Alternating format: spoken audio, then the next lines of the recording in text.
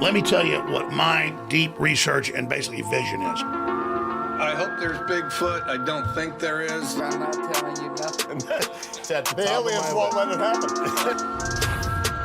Happening now, breaking. Bernie Sanders is angry. Bears beats Battlestar Galactica. What are the tips? Give me some tips on how to work with Wes Anderson. Be ready to speak very fast and very clearly, because that's definitely one key thing.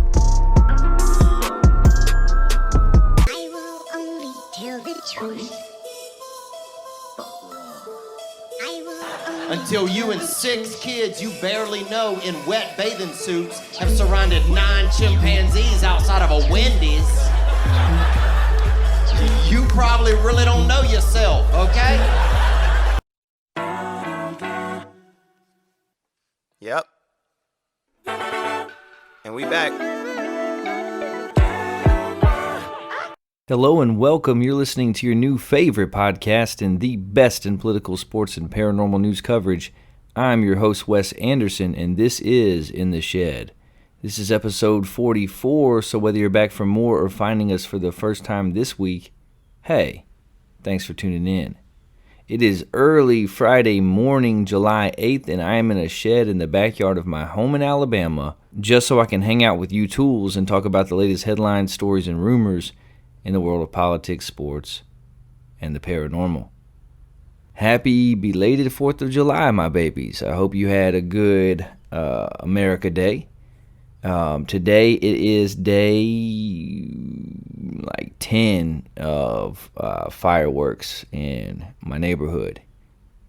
If you've never been to Alabama, now you have. Because we have fireworks about 3 or 4 days before the 4th of July, on the 4th of July, and 3 or 4 days after the 4th of July. Had a good holiday, got to spend the day with my family. We have some family traditions that I look forward to. Every 4th of July, we go to an alligator farm that is here. That's a real thing. Again, welcome to Alabama. It's really dope. We get to see an alligator show. These are nuisance animals that have been relocated, and then they have some swamp where they get to build nests and make their babies. And so the wife and the kids and I went to the alligator farm. We put some meat on the grill and grilled out for lunch/dinner. We rented a movie, as we do on July the 4th, and I've been having a good time because when we rent our July 4th movie in between dinner and the fireworks show, I take it old school. I take it on back. It's a little throwback. I have a chance to show my kids a movie that I watched when I was growing up. Last year we watched E.T. My daughter really liked E.T. and she made sure to point out to me that my fingers are long and skinny, just like E.T.'s. This year we watched Beethoven. We went with the dog movie. We watched Beethoven, and both my kids, my 2-year-old son had a good time watching it. My daughter enjoyed it. And then we cap off the night by watching the city's fireworks show, which we can take in from our front porch. Yeah, we live right behind the place where they shoot the fireworks off. We don't have to go nowhere. We don't have to be in a crowd. We don't have to fight for parking or a spot on the grass. We just sit on our front porch. We have some snacks, some drinks. We sit on the front porch and we watch the fireworks over the treetops. It was a beautiful evening. Last night was not really a beautiful evening in our house. My kids was having trouble getting to sleep. And if you are a parent, you know that it's very important at the end of the day that your children go to sleep. Because even though you love those little replicas of yourself, you need some time. All day long I've been at work. As soon as I get home from work, I'm an attentive and active father. I'm playing with my children. We hanging out, and I enjoy it thoroughly. But at some point, I need a little bit of me time. So when I put my kids down for bed, I need them to go to sleep. And My son Malachi last night was struggling to go to sleep. I think he's got some new teeth coming in. He was crying. We had to rock him, put him back to sleep. And then when it was time for the 6-year-old to go to sleep, she burst into tears. And I mean, she was like, you know, she's so smart and she's so kind and she's such a good child. She doesn't give us any problems. So when she bursts into tears, we are compassionate and tender with her. And so we're trying to figure out what's going on. We're trying to console her. And finally, I'm like, hey, what's the matter? And through tears, she says, I have such a hard decision to make. And I'm like, you're 6 years old and it's bedtime. You don't have a mortgage. You're not having to replace the roof on your house. You don't have medical bills. You don't work a job. You ain't got no kids. You is a kid. What is this hard decision? And in all sincerity and seriousness, she says, I don't know if I want to read our book tonight, Dad.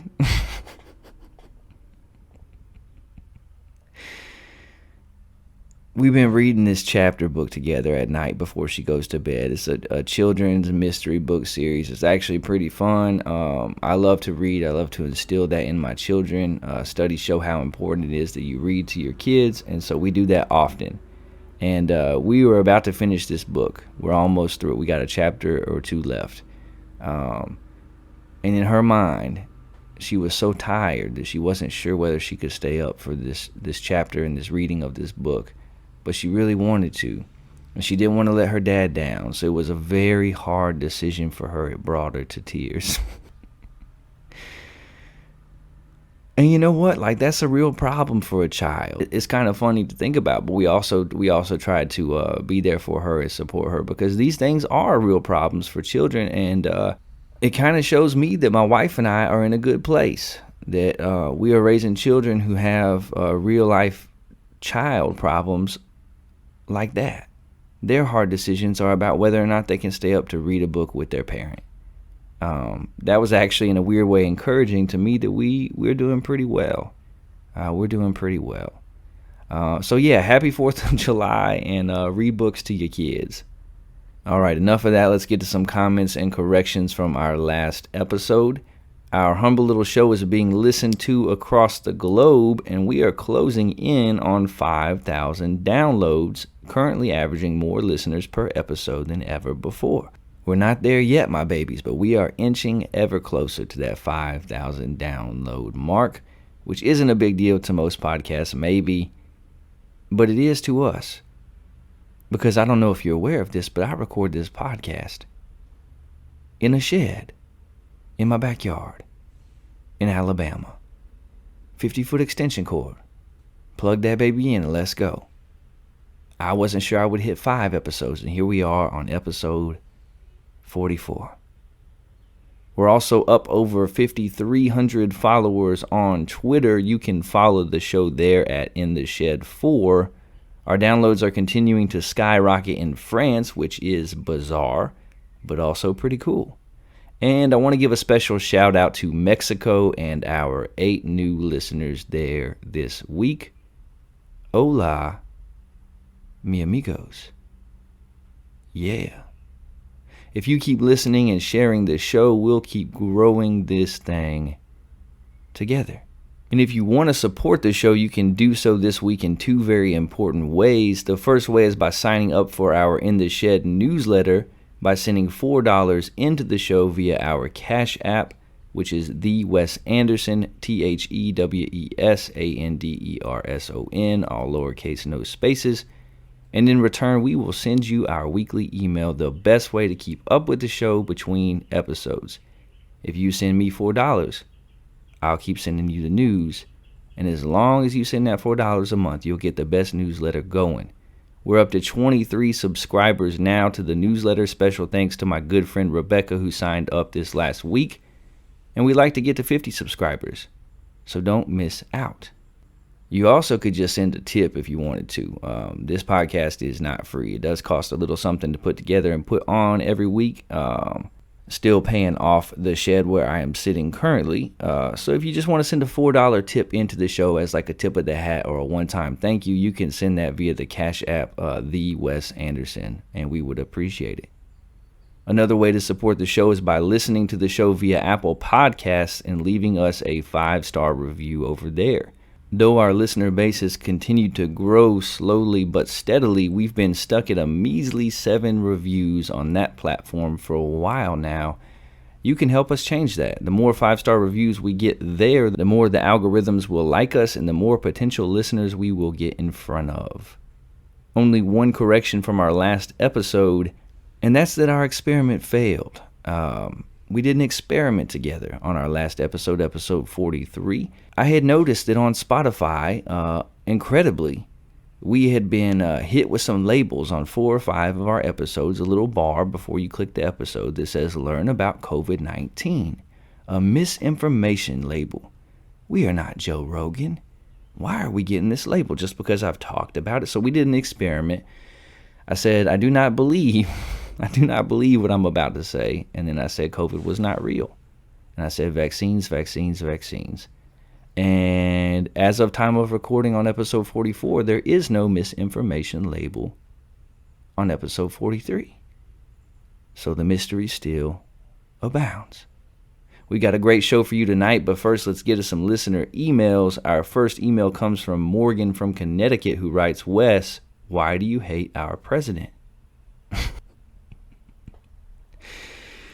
Morgan, first off, I just got to say I appreciate your brevity. Morgan lives in Connecticut. She's a northern girl. She don't beat around the bush. There's no sugarcoating. She getting straight to the point. Why do you hate our president? I'm not sure why you think I do hate the president, Morgan. This is a news show. We cover the news. Joe Biden's approval rating is in the mid to high 30s, which is abysmal. He's currently less popular in our country than a colonoscopy. And that's data. That's real data. I want President Biden to succeed. I'm not anti-Biden. I'm not anti anybody who, once they're elected into office, I want our country to do well. And I didn't vote for President Biden, but I didn't vote for President Trump either. I am a registered independent, and we just kind of give you the news stories that we find interesting or important on this show and let you decide. And I don't have hate in my heart, Morgan. I try not to have. I work very hard and am intentional about trying not to hold hate in my heart toward anybody. I certainly don't hate Joe Biden, disagree with some of his policies and decisions. He's done some things that are also good and helpful to our country. And I'm not sure you've listened to very much of this show. I'm glad that you took the time to write in, even if it wasn't, uplifting necessarily. But I would encourage you to listen to more episodes of the show and get a better idea of my view and of how I cover the news and of where I'm at. Not at all a Biden hater. But thank you for writing into the show, and I hope that you listen to some more of it as well. Our next email comes from Deuce from the ATL, who says, I think your coverage of UCLA and USC leaving the Pac-12 for the Big Ten was ridiculous. So 2 encouraging emails in a row. How about that? Super conferences won't harm college football, but will modernize it. The big boys have always had the advantage. Let the players get all they deserve. That's mostly fair criticism, Deuce. I'm not a fan of the super conference model. I'm not a fan of college football no longer being a national sport but becoming uber regional. That's my opinion. You're welcome to disagree with me. I don't think it will necessarily ruin college football. I'm just not a fan of that. I do understand the modernization and kind of what's happening is the gap between professional football and college football is shrinking. You are right that the big boys have always had an advantage, but at least there have been ways for the smaller schools and lesser known conferences to compete as much as possible anyway. And look, I'm all for the players getting what they deserve. I've said on the show before, I do think there's some issues that have come up with NIL and it needs to be reined in, and there needs to be some boundaries put into place so that everybody is clear. It's different from state to state right now, and I don't think that's helpful for college football. But look, I'm in favor. The players should be able to monetize themselves just like any other human being. They should be able to make money off of their image, their likeness. I have no problem with that. But I do hear you, and I do think that most of your criticism there, while not uplifting, is fair. And we try to be fair on this show. So thank you for writing in. Thank you for listening. Deuce, I'll come buy you a pop next time I'm in the ATL. How about that? And finally, Shelby from Indiana writes, Wes, I like your news coverage. Okay, we got some encouragement. The sports segment is all right. Okay. But why the ridiculous paranormal segment? Winged humanoids, bad science, ridiculous conspiracies. You cannot be serious. So not a lot of encouragement this week. People have told me that I cannot be serious before. I've heard that before, Shelby. I can be serious. I try not to be. I like to joke. I like to have a good time. The reason why we have a paranormal segment, that's a great question. I encourage you to go back to our episode 001, the first one ever, where we kind of set up the premise of this show. And the reason why we have politics, sports, and paranormal segments is because this is a news show, but it's a different type of news show. And it's one, in my estimation, that is unlike any other news show out there. There are sports shows, there are politics shows, there's paranormal shows. We do a little bit of it all because I find each of those areas interesting. I think that there's something that we can learn from each of those.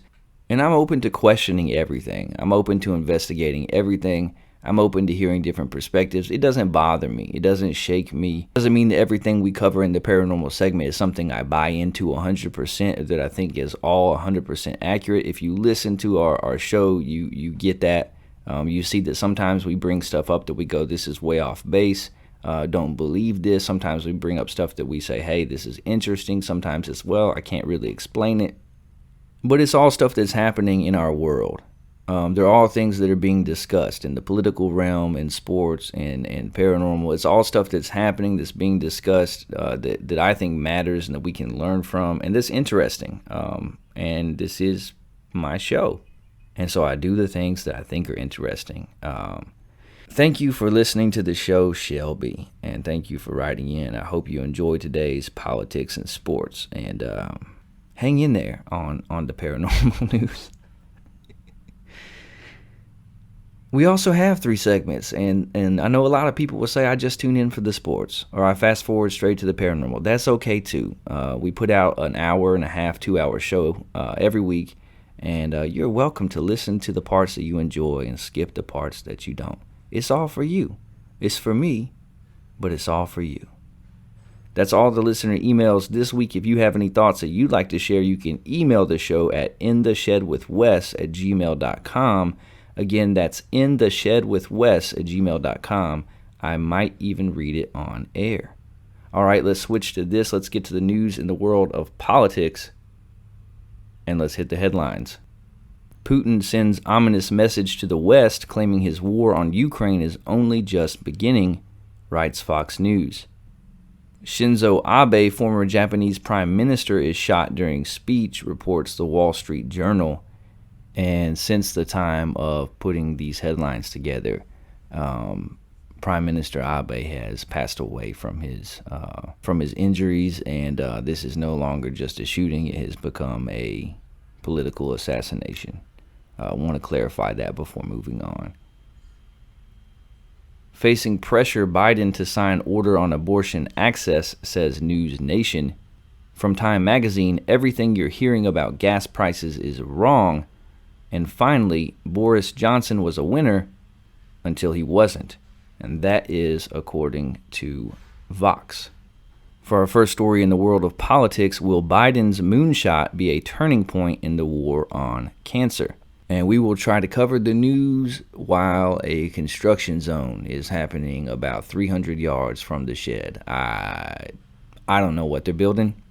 Don't know what's happening, why they're at work so early in the morning. But we press on. President Biden announced the relaunch of his Cancer Moonshot program, an initiative that he insisted could end cancer as we know it. Biden is not the first president to mobilize the federal government around the goal of defeating cancer. Richard Nixon declared war on cancer in 1971 and helped persuade Congress to pass the National Cancer Act, which poured billions of dollars into the search for a cure. Although major strides have been made over the past 50 years, cancer remains the number 2 cause of death in the U.S., killing more than 600,000 Americans in 2020. Cancer is a deeply personal issue for Biden. His son Beau died of brain cancer in 2015 at age 46.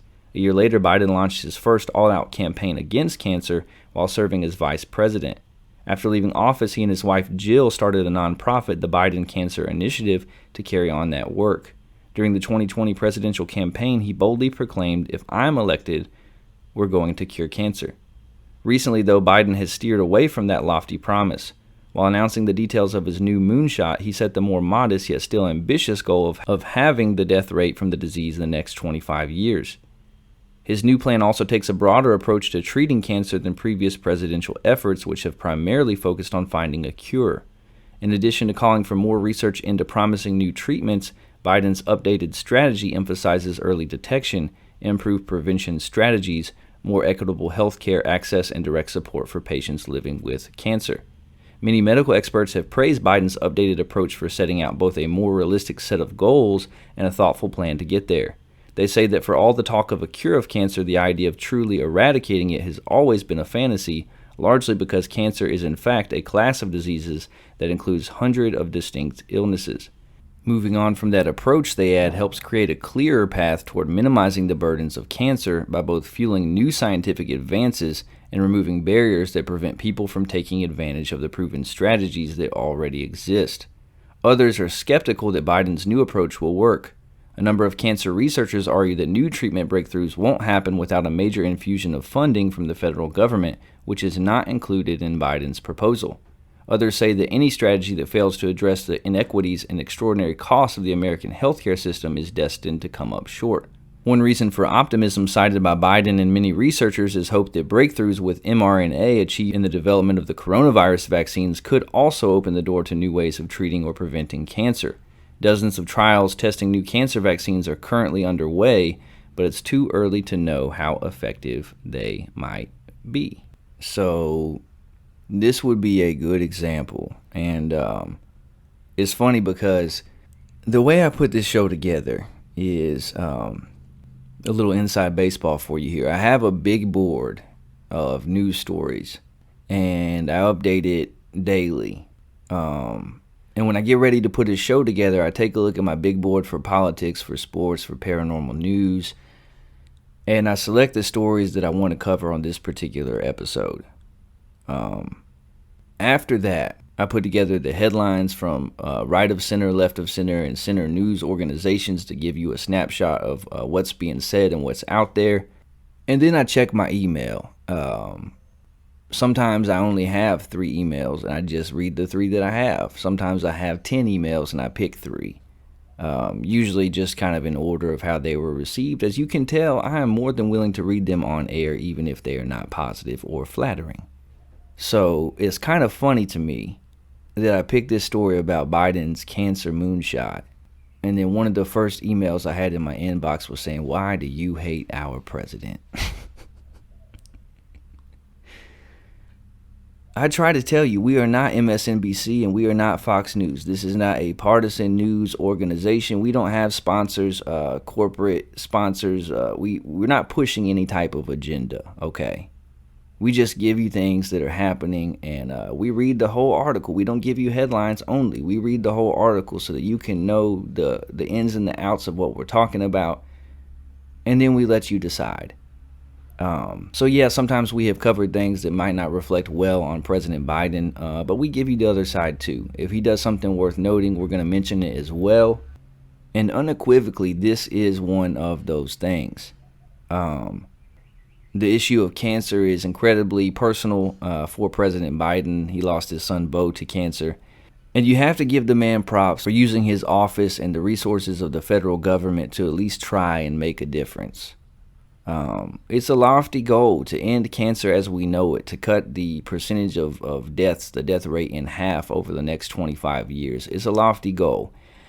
And maybe when he was running for president, maybe he shouldn't have said, if I'm elected president, we will cure cancer.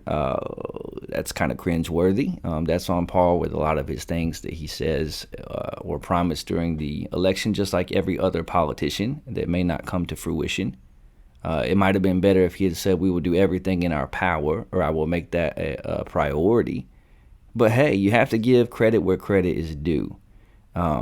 We've pumped billions of dollars into cancer research for years, and there's always a need for more funding. This effort may not go far enough in that direction, and it's certainly a valid criticism to say that unless we reform the American healthcare system, that it may not accomplish what it's intended to accomplish. Anyway, that's a fair criticism, but hey, let's keep it 100.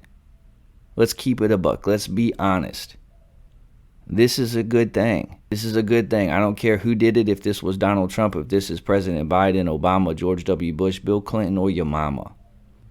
If anybody is putting a plan together and allocating resources to try and come up with new treatments and vaccines and ways that when people get diagnosed with cancer, ways to ensure that, hey, they survive it, it's a good thing, and it's a thing that should be applauded. And so it's called Biden's cancer moonshot because the comparison there is, of course, to something that seemed impossible at the time when John F. Kennedy said that we were going to land a man on the moon. It seems that impossible that we will come up with a cure for cancer or a treatment that ensures that most everyone that has any form of cancer survives it. It seems almost impossible. But with the advances in medicine and science, with everyone who is working on it, we may see a day. We may see a day where just because you get diagnosed with certain forms of cancer, it does not equal a death sentence. And I hope that day's in my lifetime. We've all been affected by cancer. There's not anyone who doesn't know someone that has cancer, had cancer, or passed away from cancer. 600,000 Americans a year last year died of cancer. So I give props to President Biden for this. I think that this is a lofty goal, but one that is exceptionally important. And just like we will deride the mistakes that he makes in policy while in office, we also will applaud the successes and the victories. And this is something that I don't care if you're a Republican, a Democrat, an independent, you should be excited about, you should be in support of. And we give kudos to President Biden for this initiative. Our next story in the world of politics: nobody seems to think that the FBI's Child ID app is a good idea. The Federal Bureau of Investigation promoted its Child ID app on Tuesday, which purports to help parents whose children may go missing by storing biometric information and photos of the children. The app provides a convenient place to electronically store photos and other vital information about children, the tweet reads. The premise of the app is to show the pictures and provide physical identifiers such as height and weight to security or police officers on the spot, according to the FBI's website. When opened, the app prompts users with the option to record a child's full name, address, home phone number, and biometric information. It prompts guardians to disclose some of their own personal information as well. The app accepts up to 10 photographs of a child, with up to 5 from behind the child. The Child ID app also asks users for access to their smartphone's camera and presents users with the option to specify their local police department. The tweet sent out by the FBI reads, "The FBI Child ID app, the first mobile application created by the Bureau, provides a convenient place to electronically store photos and other vital information about your children so that it's literally right at your hand if you need it." People from across the political spectrum, however, have criticized and mocked the FBI's app. "No," tweeted Crystal Ball. "Absolutely not," said Yashar Ali. "This is a prank right here," said Shoshana Wadinsky. "Everyone, just download the app from law enforcement onto the device that tracks your movement and give it all of your personal info," says Steve Bannon. "Nice try, feds," tweeted Pete Diabrosco. "The people who refuse to name, much less arrest Ghislaine Maxwell's clients would like to have your children's photos and personal info in their database. In exchange, they'll let you look at it too," says libertarian Spike Cohen. "Time to end the FBI," tweeted Shane Hazel. Probably the last place you'd ever want to store any info about your kids, tweeted Hodge Twins. You literally cannot make this stuff up, says Natalie Dozwinski. The FBI stated that it is not collecting or storing any photos or information that users enter in the app. The FBI has recently faced intense scrutiny and legal ramifications relating to its mishandling of the Larry Nassar sexual abuse case. So, the Federal Bureau of Investigation has allocated resources, personnel, man hours, and energy, and some funding to create an app that does the exact same thing that your smartphone already does.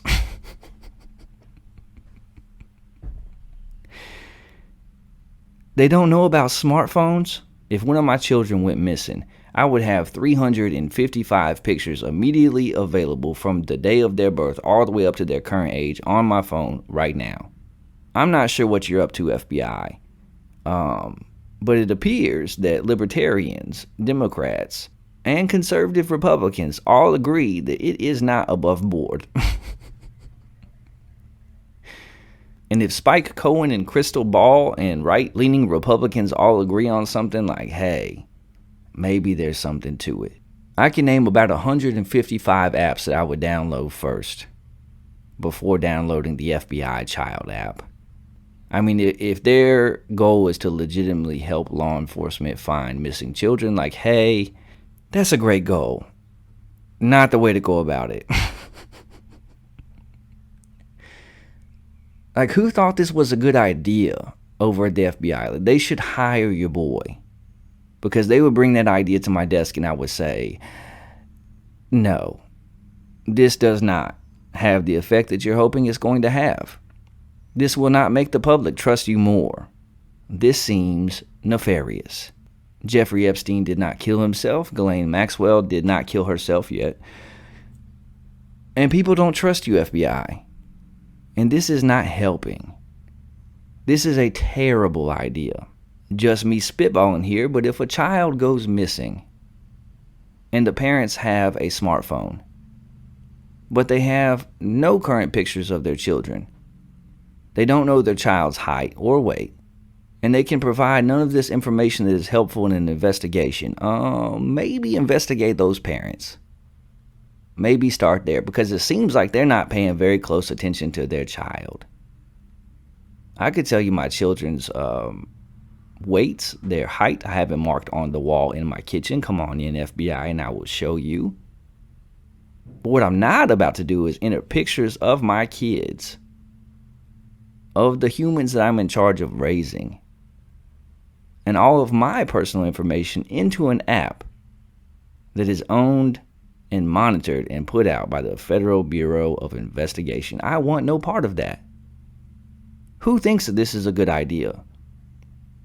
Apparently only the FBI. And that's wild. Our next story in the world of politics: woman forced to put up sign outside her home to explain why golden retriever sits on the roof. That's right, my babies. Woman forced to put up sign outside of her home to explain why golden retriever sits on the roof. We're going to Austin, Texas for this story because of course we are. It's either Texas or Florida. And this is the type of news that you come to the shed for.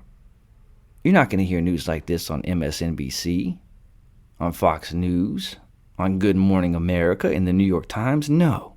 You come to my backyard in Alabama for all of your dog on the roof news. A woman based in Austin, Texas. Why do they say she's based in Austin, Texas? Is she from there? Does she live there? That is a weird way to start out the article. A woman based in Austin, Texas. That's her base? Why does she have a base? Why not a home? A woman based in Austin, Texas has been forced to install a sign on her property explaining to concerned passersby why her golden retriever sits on the roof.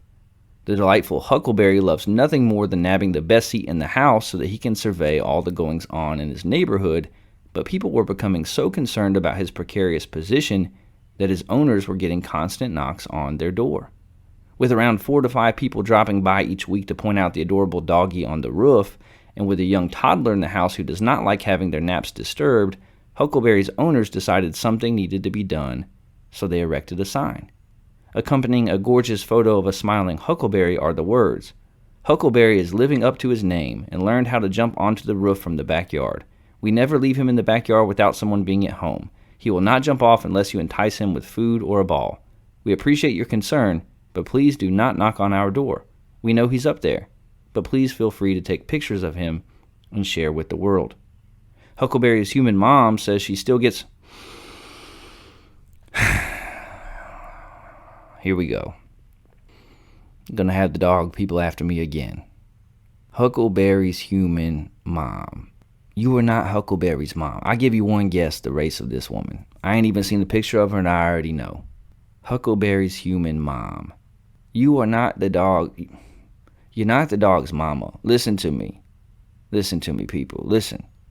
I love animals, okay? I have a dog. I have 2 cats. They all rescues. We got some fish. They're not rescues, but every other animal are. I love animals. We take good care of them. They're a part of our family, certainly. But you're not your dog's mama. You're not your dog's daddy. You might be their owner. You might be their family. But you're not their parent. Especially if you have actual human children. Those are your children. The dog is not their brother. Not their sister. So, I know I'm going to get so much hate mail, but listen. Your human children are more important than your dog.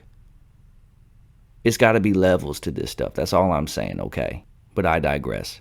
Huckleberry's human mom says she still gets around 1 or 2 knocks on her door a week from people who don't notice the sign as they're walking up the path to her home. She's happy that the number of worried visitors has begun to decrease. Sharing a photo of Huckleberry and the sign on Reddit, the post got plenty of attention from folks eager to learn more about what having a roof dog is actually like.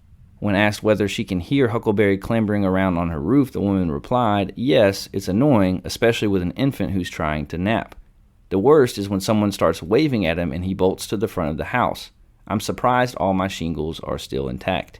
The family have recently adopted another golden retriever who they've named Bluebell, and if Huckleberry's Instagram account is anything to go by, it looks like we have another roof dog in the making. So, Huckleberry is a dog who enjoys going on the roof. It's a cute story. It's going to get you some followers on Instagram. Not sure if I would allow it if I were you. Just look, this is unsolicited advice. Take it or leave it. Owners of Huckleberry who are not his parents. But I wouldn't let my dog on the roof, even if he enjoyed it. I would put up some type of barricade or some fencing, something to keep the dog from getting on the roof, because over the course of time, I cannot imagine that would be good on your shingles. And as I am currently learning, it is expensive to replace a roof. You could call me a negative Nelly. Maybe I'm being pessimistic in your view, but hey, I'm just trying to be pragmatic. Makes for a good picture. Worries a whole lot of people in a very funny way, but also interrupts nap time, which is very vital and may cause damage to your roof. Hopefully Huckleberry don't get enticed by a ball or a beckoning person with food. Hopefully he stay up there and he don't fall. And apparently Bluebell is going to be coming with him. So yeah, we go from cancer and the FBI to a golden retriever on the roof in Texas. What a joy it must be to listen to this show. How many hateful emails will I receive for saying that your dog is not your child? How many hateful emails will I receive for even covering this story? My guess is it'll be in double digits. And hey, I'll read them on the air because I'm not afraid. We're just over here in the shed in 105-degree weather with no AC, giving you the news that you crave. Huckleberry the golden retriever on the roof of his house in Austin, Texas. Stay weird, Austin. Stay weird. Shout out Amanda Panda. Our last story in the world of politics. Bill Gates just won legal approval to buy 2,100 acres of North Dakota farmland worth $13.5 million and people are livid about it all across the state. Bill Gates made his fortune in tech, but he's now betting big on something completely different: farmland. Last week, Gates secured the legal approval for purchasing 2,100 acres of farmland from northeastern North Dakota potato growers Campbell's Farms. Of course, this isn't the first time Gates has invested in the asset class. Having amassed nearly 270,000 acres of farmland across dozens of states, Gates is already the largest private owner of farmland in America. Gates' purchase of farmland in North Dakota initially raised concerns because of a Depression-era law that prohibits corporations and limited liability companies from owning farmland in the region. North Dakota's Agricultural Commissioner Doug Goring. I thought the Agricultural Commissioner of North Dakota was Kevin Costner's son. Did I miss an election out there where Doug Goring defeated Kevin Costner's son? Because I could have sworn, based on my research on Twitter, that Kevin Costner's son was the Agriculture Commissioner. But I digress. Doug Goring previously told KFYR-VTV, a television station in Bismarck, North Dakota, that many people were not thrilled about the news. I've gotten a big earful on this from clear across the state. It's not even from the neighborhood. Those people are upset, but there are others that are just as livid about this, he said. However, the anti-corporate farming law does allow individual trusts to own farmland if it is leased to farmers, and that's what Gates' firm plans to do, allegedly. On Wednesday, North Dakota's Attorney General issued a letter saying that the purchase complied with the law. You don't need an MBA to see the appeal of farmland. Markets can go up or down, but no matter what happens, people still need to eat. That makes farmland intrinsically valuable.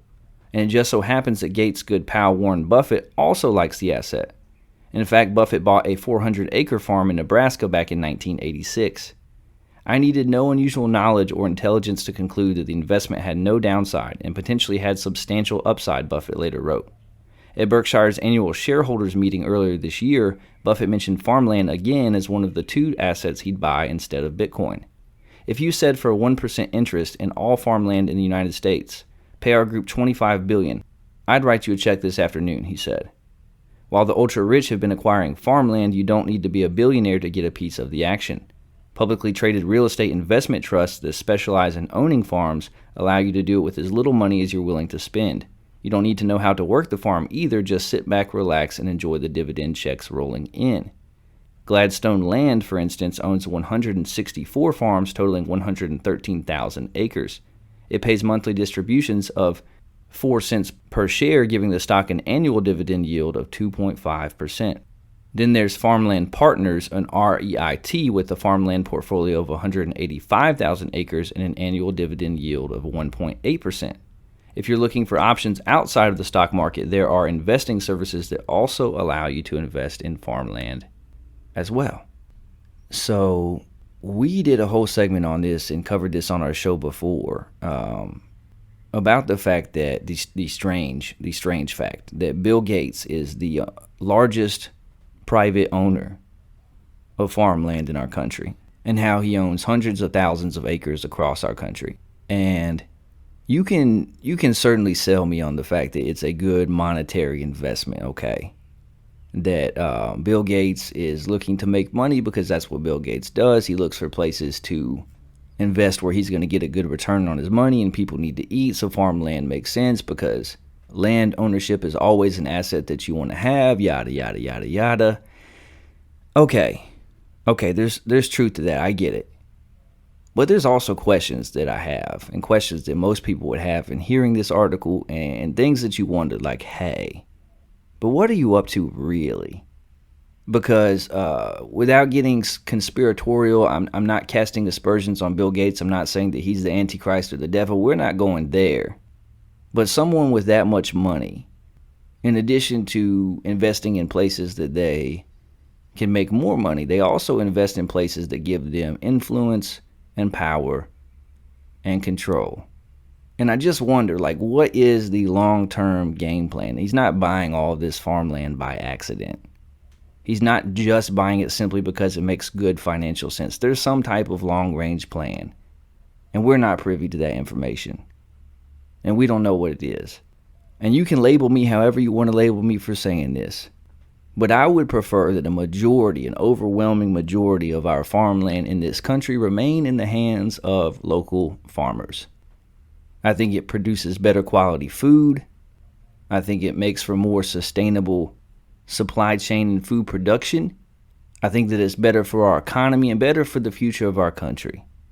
So when you see all of these large corporations and these billionaires, they're just buying up huge swaths of previously family-owned farmland, it makes me go, something's up here.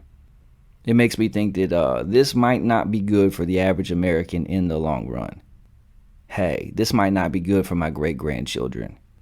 Will there be farmland left for people to farm, for people to have, for people to own? Or is the only way that you're going to be able to farm any land is if you do it under the heading and the direction and the guidelines of giant corporations that exist only to make money for themselves and to increase their power and their influence? It's kind of a scary thing. And let me share something else with you of why this is sort of a scary thing. Because that Bill Gates article came out a week or two ago, and very nonchalantly earlier this week, this article came out. Chinese company's purchase of North Dakota farmland raises national security concerns in Washington. At first glance, the largely barren, windswept trace of land just north of Grand Forks, North Dakota, seems to be an unlikely location for international espionage. There's not much on the more than 300-acre patch of prime Dakota farmland right now other than dirt and tall grass bordered by highway and light industrial facilities on the outskirts of the city. The nearest neighbors include a crop production company, a truck and trailer service outfit, and Patio World, which sells landscaping supplies for suburban backyards. But when the three North Dakotans who owned the parcels of land here sold them for millions of dollars this spring, the transaction raised alarm bells as far as Washington, D.C. That's because the buyer of the land was a Chinese company, the Fufeng Group, based in Shandong, China, and the property is just about 20 minutes down the road from the Grand Forks Air Force Base, home to some of the nation's most sensitive military drone technology. The base is also the home of a new space networking center, which, as a North Dakota senator said, handles the backbone of all U.S. military communications across the globe. Now, some security experts warn the Chinese corn milling plant should be stopped because it could offer Chinese intelligence unprecedented access to the facility.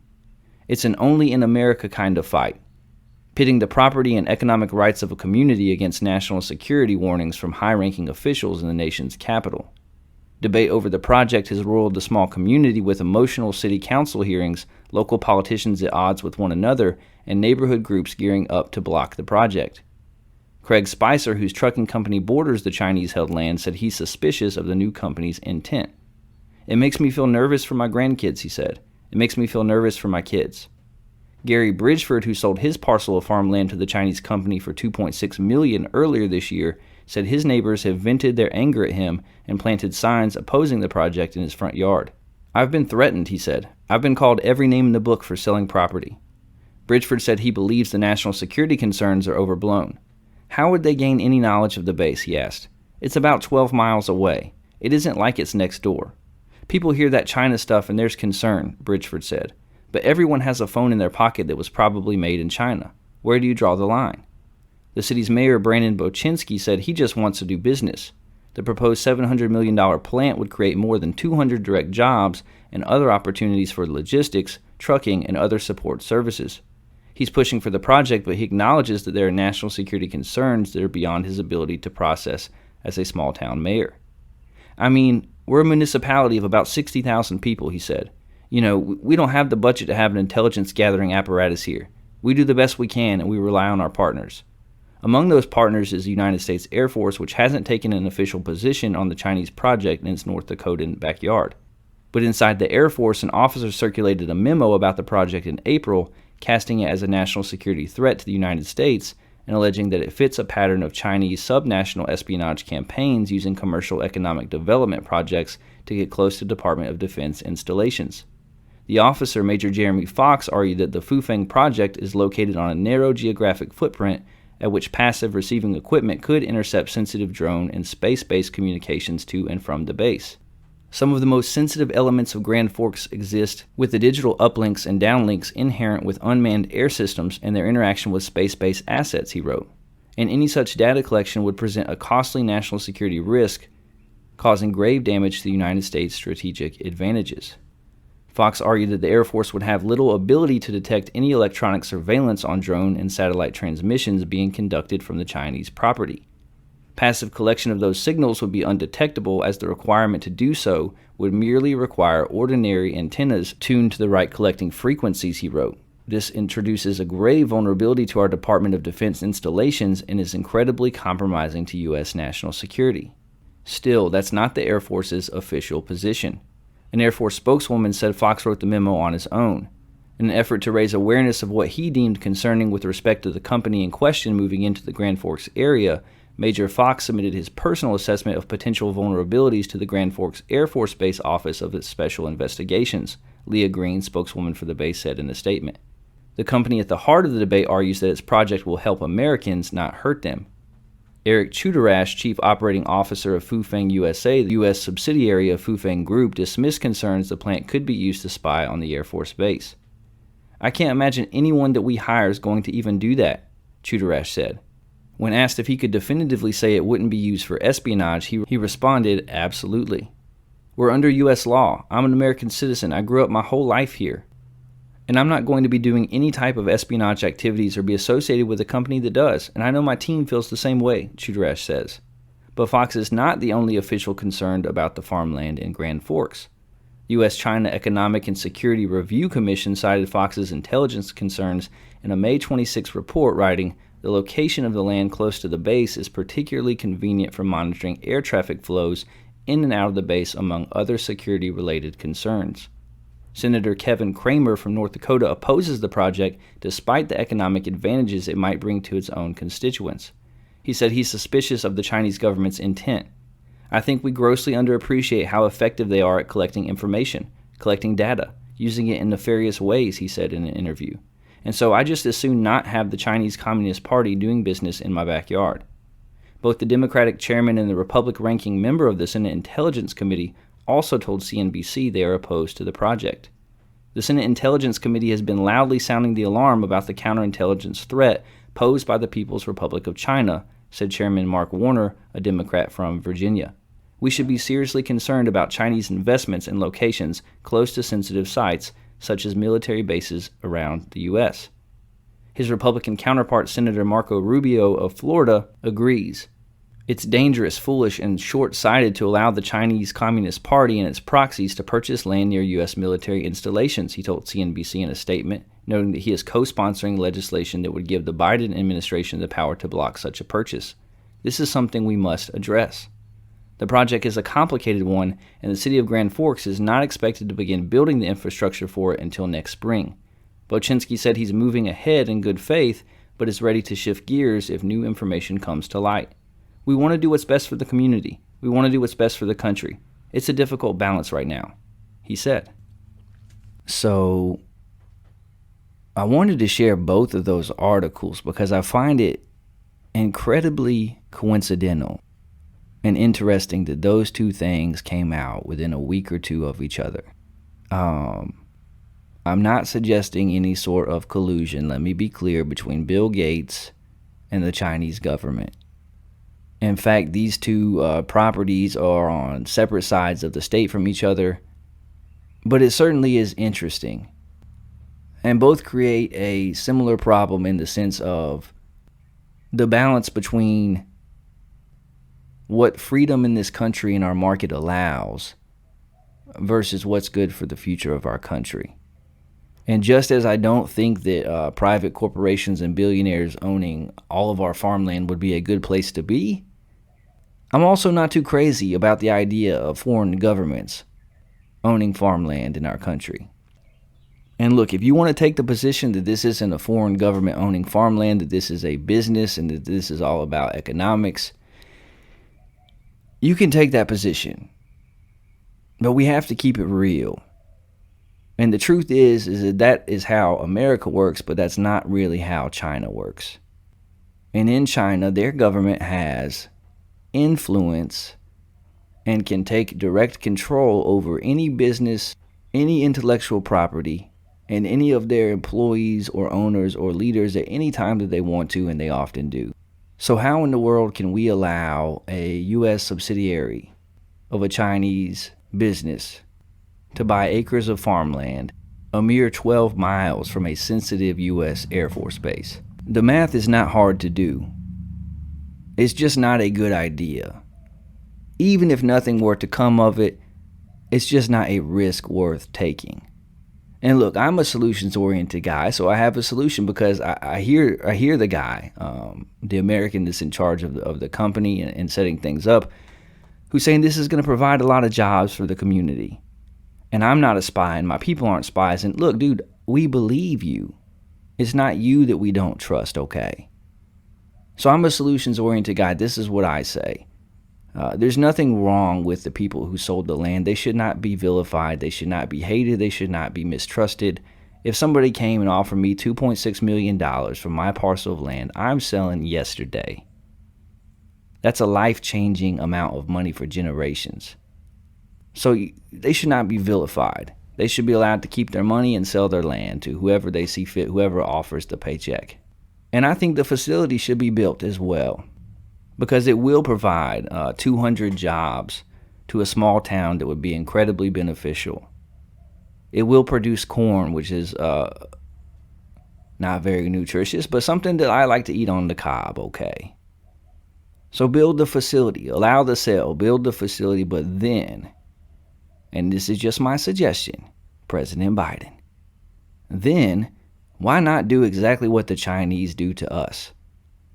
Because something that happens, I'm not sure if you're aware of this, I hope that you are, but something that often happens to American companies when they try to make business relationships with the Chinese is that they make this deal, they're going to be in for a lot of money, it's this huge thing, it seems like it's going to be life-changing. They set up shop in China, they have a factory or a sister business or a subsidiary of their American business there in China. They get things off the ground, and then the Chinese government swoops in. They remove all the Americans from the board of directors. They change the name, and it becomes a Chinese company. They keep all of the money. They keep all of the intellectual property. And the doors are shut and locked on the Americans who no longer have control. Happens all the time. And their law and their government is set up in such a way that there is no recourse. You're just out in the cold. So hey, why not go ahead and let the sale go through? Why not go ahead and let the facility be built? Why not go ahead and get those 200 jobs to the people in Grand Fork, North Dakota on the border of Minnesota? Go for it. But once it's up and running, why wouldn't the American government label it a national security threat? Lock out all of the Chinese influence, sign the deed over to the people of Grand Fork, North Dakota, and rename the company, let them keep their job, make their corn, and everybody wins. Everybody wins. I'm not saying, I'm just saying, I think that this is a good solution, and for those of you that say that's not how the law works in our country, maybe it should be. I'm not for government overtaking anything that belongs to the American people, but you have to draw a line somewhere and you have to be smart. And our intelligence agencies have come out in recent weeks and talked about Chinese espionage that's happening in America already. Professors have been caught. Scientists have been caught. Through the Belt and Road Initiative, China is going all over the world and buying up parcels of land and influence and investing financially so they can have influence politically. And we shouldn't be allowing that in our country. You have to draw the line somewhere. I understand international business is a thing. I understand that international businesses have U.S. subsidiaries just like we do in other parts of the world. But I don't think that we should be selling them our farmland. And certainly not our farmland that's so close to sensitive military bases. It's simple math, quick math. So North Dakota, Kevin Costner, you and your son got to get a hold of it over there. Because people buying up farmland, billionaires, Chinese government, something's weird about it. Something doesn't sit right with me about it all. I want that farmland to be in the hands of local farmers, of people who do things the right way, people who farm sustainably, not commercial entities, not billionaires, not foreign governments. And that's all I got to say about that. That's all the news in the world of politics. Let's switch to this, the news in the world of sports, and let's hit the headlines. Raiders hire NFL's first African-American woman team president. Cleveland Browns trade quarterback Baker Mayfield to the Carolina Panthers for an old tire and a bag of hard candies. Villanova, Michigan State highlight NCAA men's basketball tip-off games. Media picks Baylor to win Big 12 in football for first time. And Zion Williamson says that he signed extension with New Orleans to prove that he's a winner. Our first story in the world of sports, Texas running back Keelan Robinson pawning 2020 championship rings. Have you always wanted a national championship ring or three? Texas running back Keelan Robinson, formerly of Alabama, is selling his set of championship rings from the Crimson Tide's 2020 college football playoff run, as first reported by ESPN. Las Vegas's gold and silver pawn shop lists Robinson's set of 3 rings on its website for $60,000. Alabama defeated Notre Dame in the college football semifinals that season before topping Ohio State in the national championship game. Gold and Silver Pawn Shop is best known as the store featured on the History Channel's Pawn Stars reality show, which began in 2009. Robinson did not play for Alabama during the 2020 season and transferred to Texas ahead of the 2021 campaign. The former 3-star recruit committed to the Tide as a member of the 2019 class and ran for 254 yards and 2 touchdowns in 2019. Robinson is expected to serve as a reserve running back behind Texas star Bijan Robinson and Roschon Johnson this fall. In his first season with the Longhorns last fall, Keelan Robinson ran for 322 yards and 3 touchdowns on a respectable 7.2 yards per attempt. Listed at 5'9", 183 pounds, Robinson is a speedback who also contributes some in the passing game. He made 7 receptions for 57 yards last season. So, Keelan Robinson didn't want to keep his championship rings. And as a War Eagle fan, I wouldn't have wanted them ugly things either. No, I can understand if he's on another team. He's kind of moved on. He didn't get any playing time at Alabama. He was on the roster, but he has a chance to make himself some money, then hey, more power to him. And I can't help but think about those Pawn Star memes where Rick Harrison's like, best I can do is... So, you know, if the pawn shop is selling them for $60,000, that means that he might have gotten $20,000 or $25,000 for those rings. Because if you've never pawned anything before, let me let you in on some game. That's how it works. That's how they're able to make their money. They buy it from you, and then they mark it up 2 to 3 times. And that's just business. I remember one time in college, I pawned my PlayStation 3. I had gotten a PlayStation 3 for my birthday. I would play NBA 2K. I would play some Madden. I really enjoyed my PlayStation. Would watch my DVDs on my PlayStation. But I had the opportunity to go on a trip, and a man that I knew paid for me to go on the trip. It cost some money to go to this conference. He paid for it out of the goodness of his heart, said that he and his wife wanted to do this for me. And then after the trip, something had changed with his job. I think maybe they were having another kid or something. And he came back around to me like, hey, I actually need that money now. And I was a college kid. I ain't have no money. I wasn't going to ask my parents for the money because that's not how I roll. I did work a job, but all of my money went to groceries and payments on the engagement ring that I had purchased for my now wife. And also Zaxby's. If she was on the show this week, she would tell you Zaxby's. But she didn't know I was making payments on a ring at the time. So I didn't really have any options, and at first I sort of blew it off. But this man came around about 3 or 4 times about, hey, when are you going to give me that money? Are you going to pay me back that money? I need that money. And I'm like, hey, I thought that was a gift. And he's like, man, I really need it. So not how I give gifts, but I understand that kids are expensive, and sometimes you have to do what you have to do. So I did what I had to do. I took my PlayStation 3. I went downtown to a neighborhood that most of my friends probably thought was a little shady, but it's okay. I used to go jogging around there. And I went to the pawn shop and I pawned my PlayStation 3, which at the time was the newest edition of PlayStation that was out. The only time I ever owned the newest edition of the PlayStation that was out. And I went and I paid that man his money, begrudgingly. But I paid that man his money because, hey, you can say a lot about Wes Anderson, but I'm a stand-up guy. I'm sitting down right now, but I'm a stand-up guy. So when I was actually married, my wife actually found out that story, and at some point for Christmas, she got me a PlayStation 3, and I still have it to this day. My kids call it the Netflix machine. So yeah, that's how pawn shops work. I'm glad that this kid could actually make some money off of his own stuff. I think that they should be allowed to. As a college student, I was able to use my resources to go to the pawn shop and make some money. So why not this athlete? He has more resources. I ain't have no championship rings.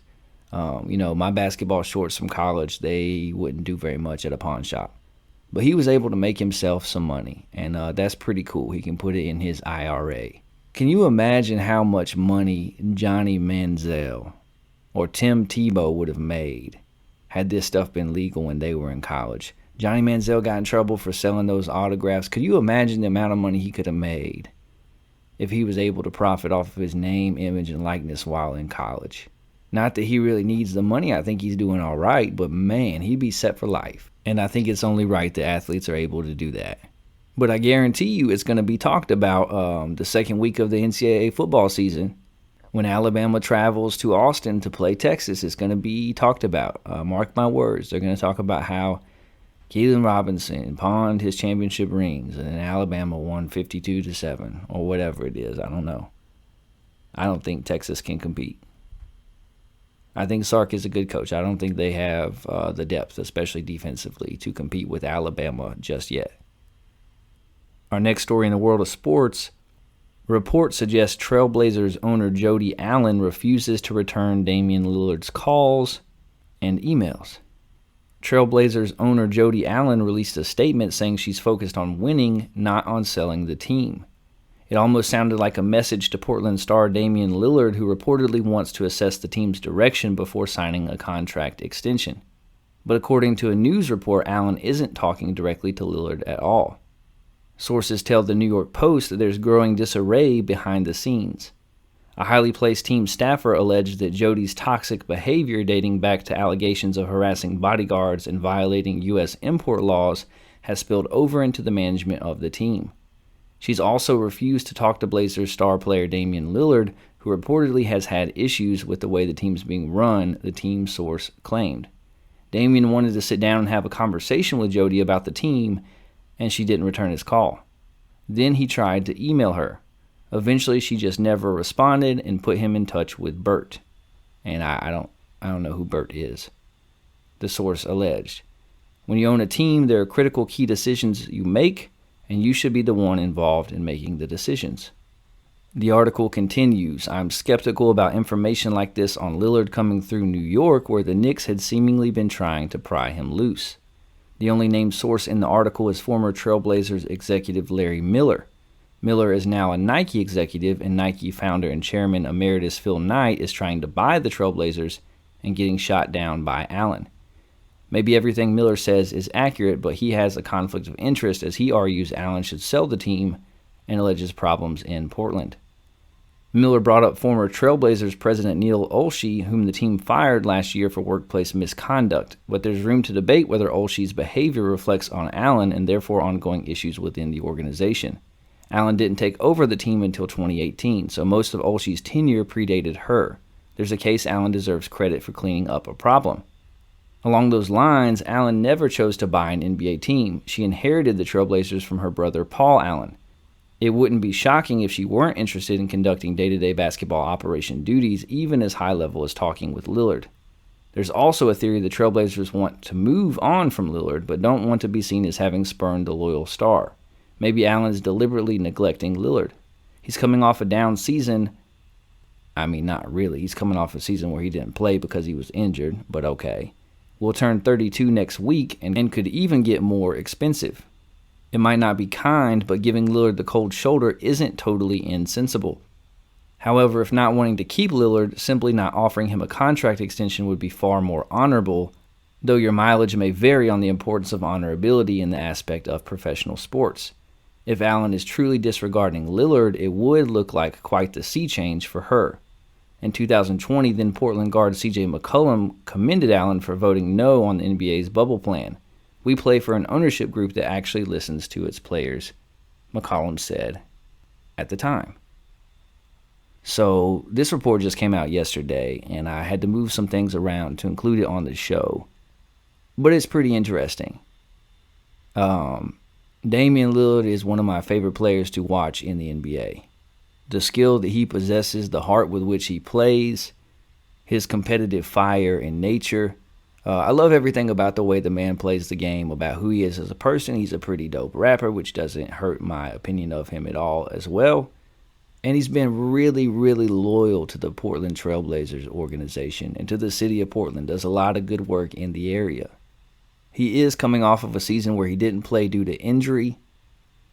The team is in a bit of a transition roster-wise anyway, in a very competitive Western Conference. They're sort of in the 8 to 10 range right now, even with a healthy Damian Lillard. They have a second-year head coach in Chauncey Billups, who I thought did a great job last year. And if Damian Lillard signs a contract extension, it will be very expensive. But honestly, I hope that he does. As much fun as it would be to see Damian Lillard play in Madison Square Garden, or join the cast of the Warriors, or join forces with another superstar and see him on the biggest level, it does my heart well and my fandom well to see these players that are intent on doing things the right way and building from the ground floor up, who commit to being on one team. I don't fault guys for wanting to move on when the situation is not good. That's certainly their prerogative. I'm just saying, I have a certain level of respect for guys like Damian Lillard and Bradley Beal and Giannis Antetokounmpo, guys that are in markets that other folks might not want to be, free agents might not be flocking to come, teams that for a while are kind of middling in and out of playoff contention but not really title contention, but who want to play for that team and who want to make that team good, who want to be the best player on the team and see what they can do. So I hope this report is not true. There is some credence to the fact that it's coming out of New York because, hey, the Knicks want relevance, and they're hungry for a star player. And they just gave $100 million to a pretty decent point guard. If this is true, even if you don't want to have anything to do with day-to-day basketball operations as an owner, you have to take Damian Lillard's call. You have to. Anyone in Portland, if Damian Lillard is on the phone, you have to take that call. You have to take that meeting. You have to answer that email personally.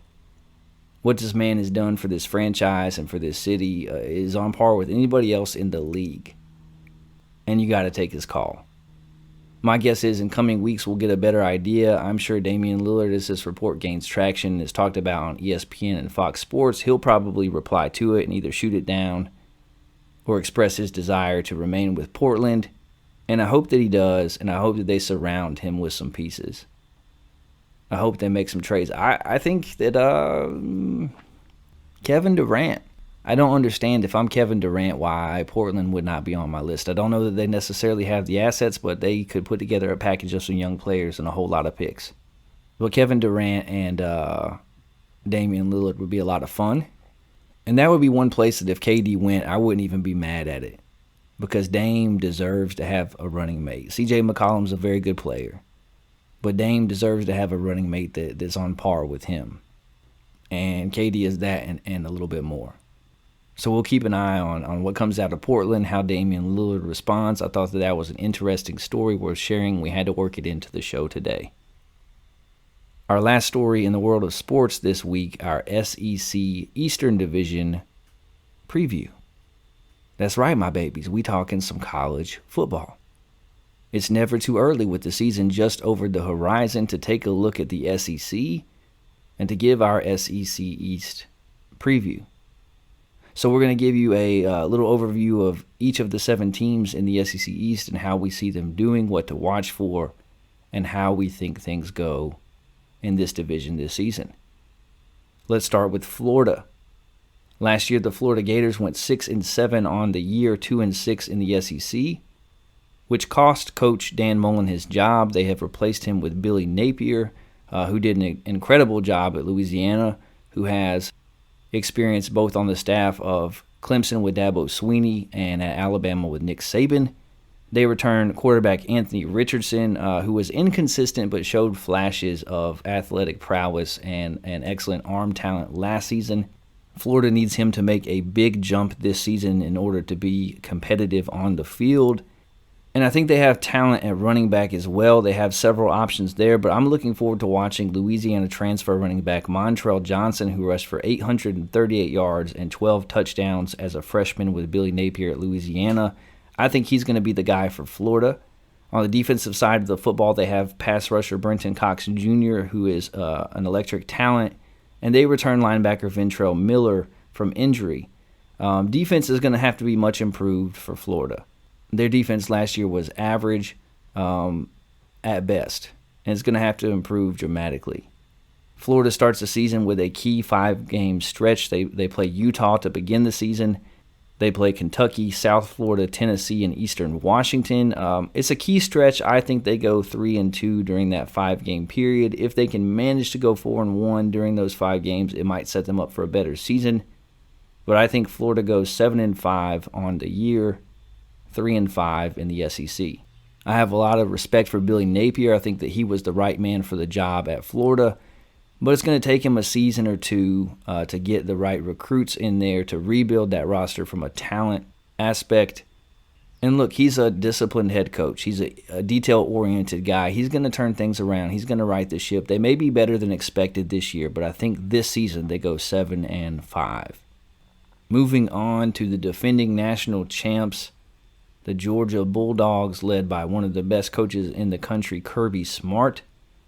The Bulldogs went 14-1 on the season, 8-0 in regular season SEC play last year, with their only loss coming to Alabama in the SEC championship game. And, of course, they avenged that loss in the national championship game, defeating Alabama to win the title. They have quarterback Stetson Bennett returning for like his 11th season of college football. And Stetson Bennett is a guy that gets debated constantly. People still are asking, is he really a good college quarterback, which is insane to me. They won the national championship. He played great in the college football playoff semifinal game.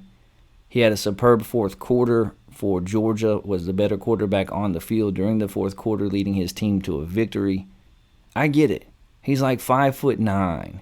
He doesn't look very athletic, but he's mobile in the pocket. He can extend the play. And when he makes the right reads and when he's got his head about him, he's a good, solid college quarterback. Georgia does return 3 of their 5 offensive linemen, which will be huge for their team. And they lost running back Zamir White and James Cook to the NFL, but they do return a lot of talent at running back just like the rest of their roster. They've got Kenny McIntosh and Kendall Milton that I expect to have good seasons. They did lose some of their key wide receiver talent to the transfer portal, but they return Adonai Mitchell, who was great in the championship game, and hopefully they'll have tight end Eric Gilbert, who is a wide receiver tight end combo player and has turned heads on the practice field. Hopefully we'll get to see him on the field this year. If Georgia wants to have a chance to repeat as national champions, their offense is going to have to take a step forward and be more explosive. Their defense really carried the day for them last season. Their offense might have to do so some this year. Georgia did lose a ton of defensive talent to the NFL draft, but they are just reloading. They're not in a position to rebuild. They just reload. They have plenty of talent at every position. That's not an issue for the Georgia Bulldogs. So Georgia may not be historically good again this season on defense, but they will be upper echelon and better than most folks suspect. I think Georgia will go 11-1 on the year, 7-1 in SEC play. The Kentucky Wildcats went 10-3 last season and 5-3 in the SEC. Don't look now, but Kentucky football has won 10 games twice in the last 4 seasons. Did you hear what I just said? Kentucky football has won 10 games twice in the last 4 seasons. Mark Stoops might be the most underrated coach in all of college football for what he's been able to do at Kentucky. He's recruited very well for the Wildcats, and it seems like he finally has that thing over the hump in Lexington. This season will tell us a lot, but it seems like he finally has that thing over the hump. Kentucky returns electric quarterback Will Levis, who transferred in from Penn State last season. He had a great year, and he's widely projected as a possible first-round pick in next year's NFL draft. If Will Levis improves on his season last year, big things are in store for Kentucky football. They also return running back Chris Rodriguez. Chris Rodriguez, who is one of the 3 best running backs in the SEC, bar none. And I say top 3 only because he has a bit of a fumbling problem. Chris Rodriguez is talented. He's a hard-nosed runner. He's one of the toughest runners in all of college football. He needs like 1,100 yards to pass Benny Snell and become Kentucky's all-time leading rusher. And if he can hold on to the football, he might just be the best back in the SEC this year. So they have Will Levis back. They have Mark Stoops at the helm. They have Chris Rodriguez. They did lose some key guys. Gone are offensive coordinator Liam Cohen, who made a tremendous impact on the Wildcats last year, and also Wandale Robinson, the utility player and wide receiver who broke the UK single-season record for both receptions and receiving yards. But their wide receiver unit is not without talent. It's bolstered by Virginia Tech transfer Tavion Robinson and Alabama transfer Javon Baker, who I expect will have a huge year for Kentucky, as well as 2 incoming 4-star recruits in Barryon Brown and Dane Key. Kentucky's O-line may not be elite this year, but it will be very good in my estimation, as will their defense be.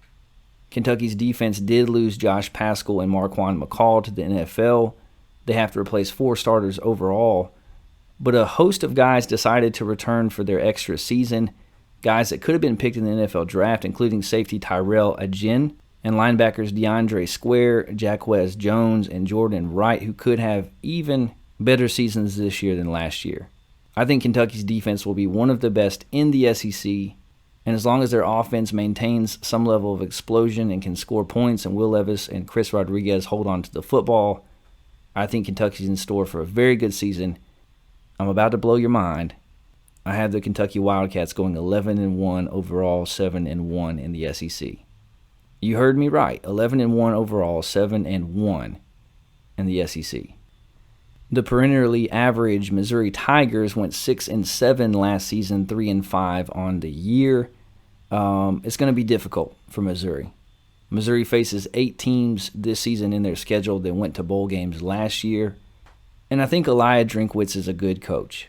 What he did at App State was impressive. I think that he's a good football coach, but he's in the toughest conference in the country. And for Missouri, quarterback is a mystery. Connor Bazelak is gone, transferring to Indiana. And there's a legitimate quarterback competition that will be going on for Missouri, and I think it will continue into the season.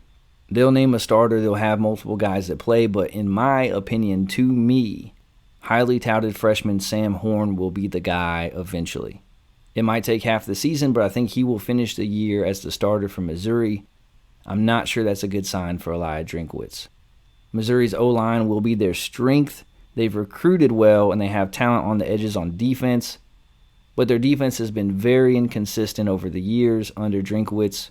They're on their 3rd defensive coordinator in 3 seasons with him at the helm, and last year they ranked 113th in the country on the defensive side of the football. It's going to be tough sledding for Missouri, even if they are a little bit more consistent and better football team. It won't show up in the wins and loss column. I think Missouri goes 4-8 overall and 1-7 in the SEC. South Carolina is coming off of a very exciting football season. They went 7-6 and 3-5 in the SEC in Shane Beamer's first year at the helm. And that might sound backwards to say a very exciting season at 7-6, but it really was for South Carolina. They weren't competitive with the best teams in the league. They did get blown out on multiple occasions, but they were expected to win 3 games. Shane Beamer took over a team that was in disarray in a program that was at the bottom depths of the SEC East, and he put together a winning season and won a bowl game. Shane Beamer outperformed my expectations by far last season. He's a lot better football coach than I realized, and I'm not afraid to admit it. Last year on offense, South Carolina was 13th in passing and in scoring out of 14 SEC teams, and they're hoping that with the transfer of quarterback Spencer Rattler in from Oklahoma, that a lot of those issues will be corrected. And look, Spencer Rattler is a highly touted recruit. He's got NFL arm talent. He's mobile. He's a good runner. But my questions about him are, what has he really shown us thus far in his college career? Because at Oklahoma, he was interception prone. He didn't make good decisions. He was a Heisman frontrunner and ended up getting benched for a true freshman. That doesn't happen at Oklahoma very often.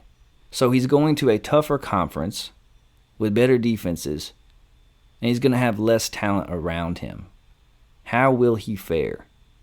He's going to be a much better quarterback than South Carolina had last year. They put a kid that wasn't even on the roster, that was like a team trainer or something out there to start a couple games. A graduate assistant or something to start a couple games.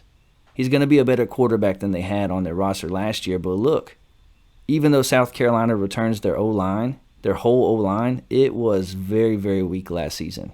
How much are they going to be improved? They do have transfer running back Christian Beal-Smith from Wake Forest. He's a good player. They returned leading wide receiver Josh Vann. But is their O-line going to be able to establish a run game against SEC opponents?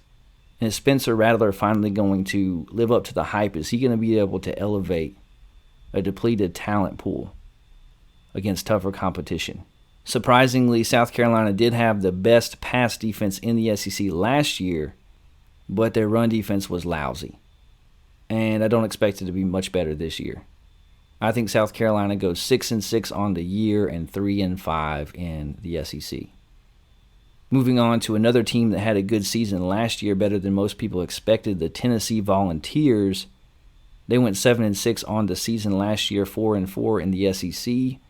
And again, Josh Heupel exceeded expectations at Tennessee. As depleted as South Carolina was talent-wise, what Josh Heupel inherited at Tennessee might have been the worst situation overall in the SEC outside of Vanderbilt. Because that program was in disarray. They fired their head football coach in a cloud of scandal. He sued the school. They had a mass exodus of players transfer out. They had questions at quarterback, and what did they do? They scored over 39 points a game last season. And quarterback Hendon Hooker established himself as possibly an upper echelon SEC quarterback. Yes, he's mobile. He proved that he can run the football, but he threw for 31 touchdowns and only 3 interceptions. They have explosive wide receiver Cedric Tillman back. They have running back Jamari Small, who ran for just under 800 yards and 9 touchdowns. Their offense is going to put up points. With that quarterback, with that supporting cast, with Josh Heupel and his system, they're going to put up points. That's not going to be an issue. The question will be on the defensive side of the football.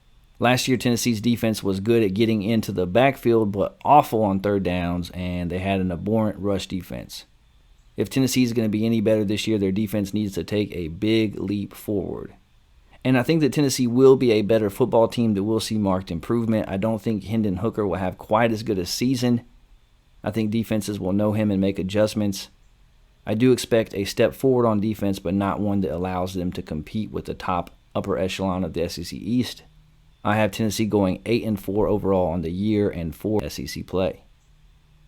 And last but certainly least, the Vanderbilt Commodores. Vanderbilt went 2-10 on the season last year and 0-8 in SEC play. They got blown out by an FCS team in Clark Lee's first game. And look, Clark Lee's a good coach. He's not a horrendous football coach, okay? He's a good coach. He's tough. He's detail-oriented. He's disciplined. But he has a massive undertaking and a gargantuan rebuild at Vanderbilt. It's incredibly difficult to win consistently at a school like Vanderbilt in the SEC in football. Vanderbilt does return experience at quarterback with both Ken Seals or Mike Wright. One of those two guys will be the starter. Wide receiver Will Shepard is a bright spot on offense. But the Commodores had the worst offensive line in the SEC and maybe in major college football last year. I'm not sure it will be any better this year. They rushed for a paltry 3.5 yards per carry last season because of the inability of the offensive line to block the large defensive fronts that they faced. Their defense should be better. It should be bolstered by the transfer of UConn cornerback Jeremy Lucien, who I expect to be a starter, along with Clemson linebacker Kane Patterson. But I think Vanderbilt goes 1-11 on the season, 0-8 again in the SEC. There's just a talent gap, and it's massive. There's a depth gap, and it's massive. And I don't think Vanderbilt has an SEC quarterback on their roster. I think they go 1-11, 0-8 in the SEC, and good luck to Clark Lee. Prayers and good vibes your way, homie. You're going to need them. So this is how I see things shaking out in the SEC East. This is the order in which I see them finishing. I have Kentucky winning the SEC East this year. I have them going into the game against Georgia with only one loss, and I have them defeating Georgia in Lexington in a close game to advance to the SEC championship game in Atlanta in football. And I realize that that's crazy.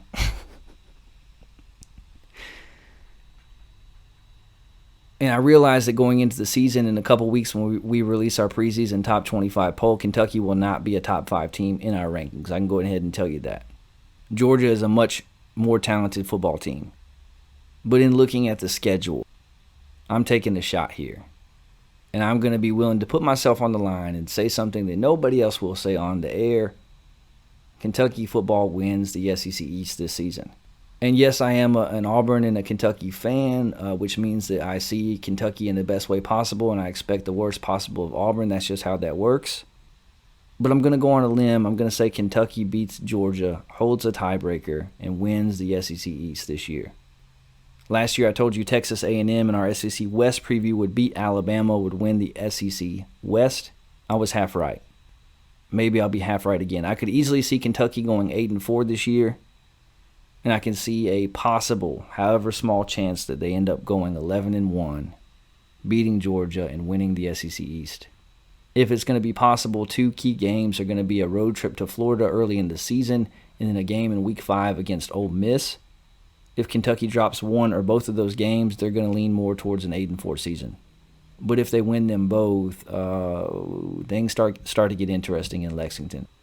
And you can call this a hot take, that's fine. I just looked at the schedule and I'm making an educated and wishful guess. Kentucky football wins the SEC East. Shocker. Shocker. But imagine if it happens. Second in the East, I have Georgia only losing that one game, but also not holding the tiebreaker and losing to Kentucky. Which, if that did happen, what would probably occur is Kentucky would lose in the SEC championship game, and Georgia would make the playoff anyway. So, Georgia fans, don't blow up my inbox. You're going to be all right. Georgia is going to be better than people expect for sure. Third in the East, I have Tennessee, followed by South Carolina at 4th, Florida at 5th. I was leaning toward picking Florida 3rd in the East. But when I got into the minutia of their roster, when I looked at their continuity, when I looked at their schedule, I just think they're a year away.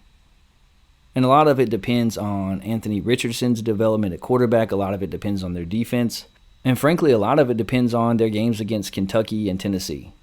If Florida beats Kentucky and Tennessee, if they beat their rival Florida State, they could have a season that is a lot better than people expect. They could be off and running with Billy Napier, and I see that as a distinct possibility.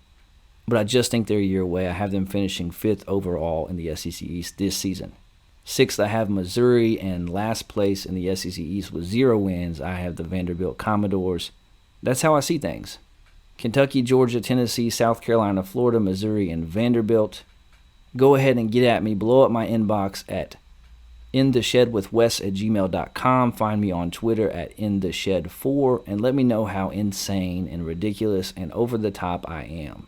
I'll be honest, I've got on my bluegrass tinted glasses. I'm going all in on a team that nobody has ever gone all in on before. And I'm taking a chance.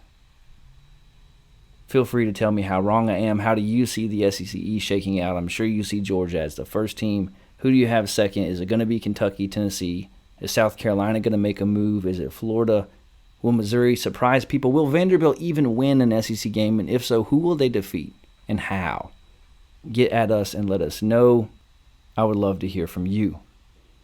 That's all the news in the world of sports this week. Let's move on to the news in the world of the paranormal, where our first story takes us to outer space. That's right, my babies. We going to outer space. Pay attention, Shelby. We got some bad science coming up. For our first story in the world of the paranormal, Jupiter eats other planets, according to new report. That's right. Jupiter eats other planets, according to new report. And I'm hungry just thinking about it, okay? It's very often that real-life science can be just as shocking or interesting as a work of fiction. You see that, Shelby? Now, a new report about Jupiter suggests that the planet isn't that far off from something like the Marvel villain Galactus. In particular, it's being reported that Jupiter actually eats other planets. This report from NASA via Astronomy and Astrophysics suggests as much.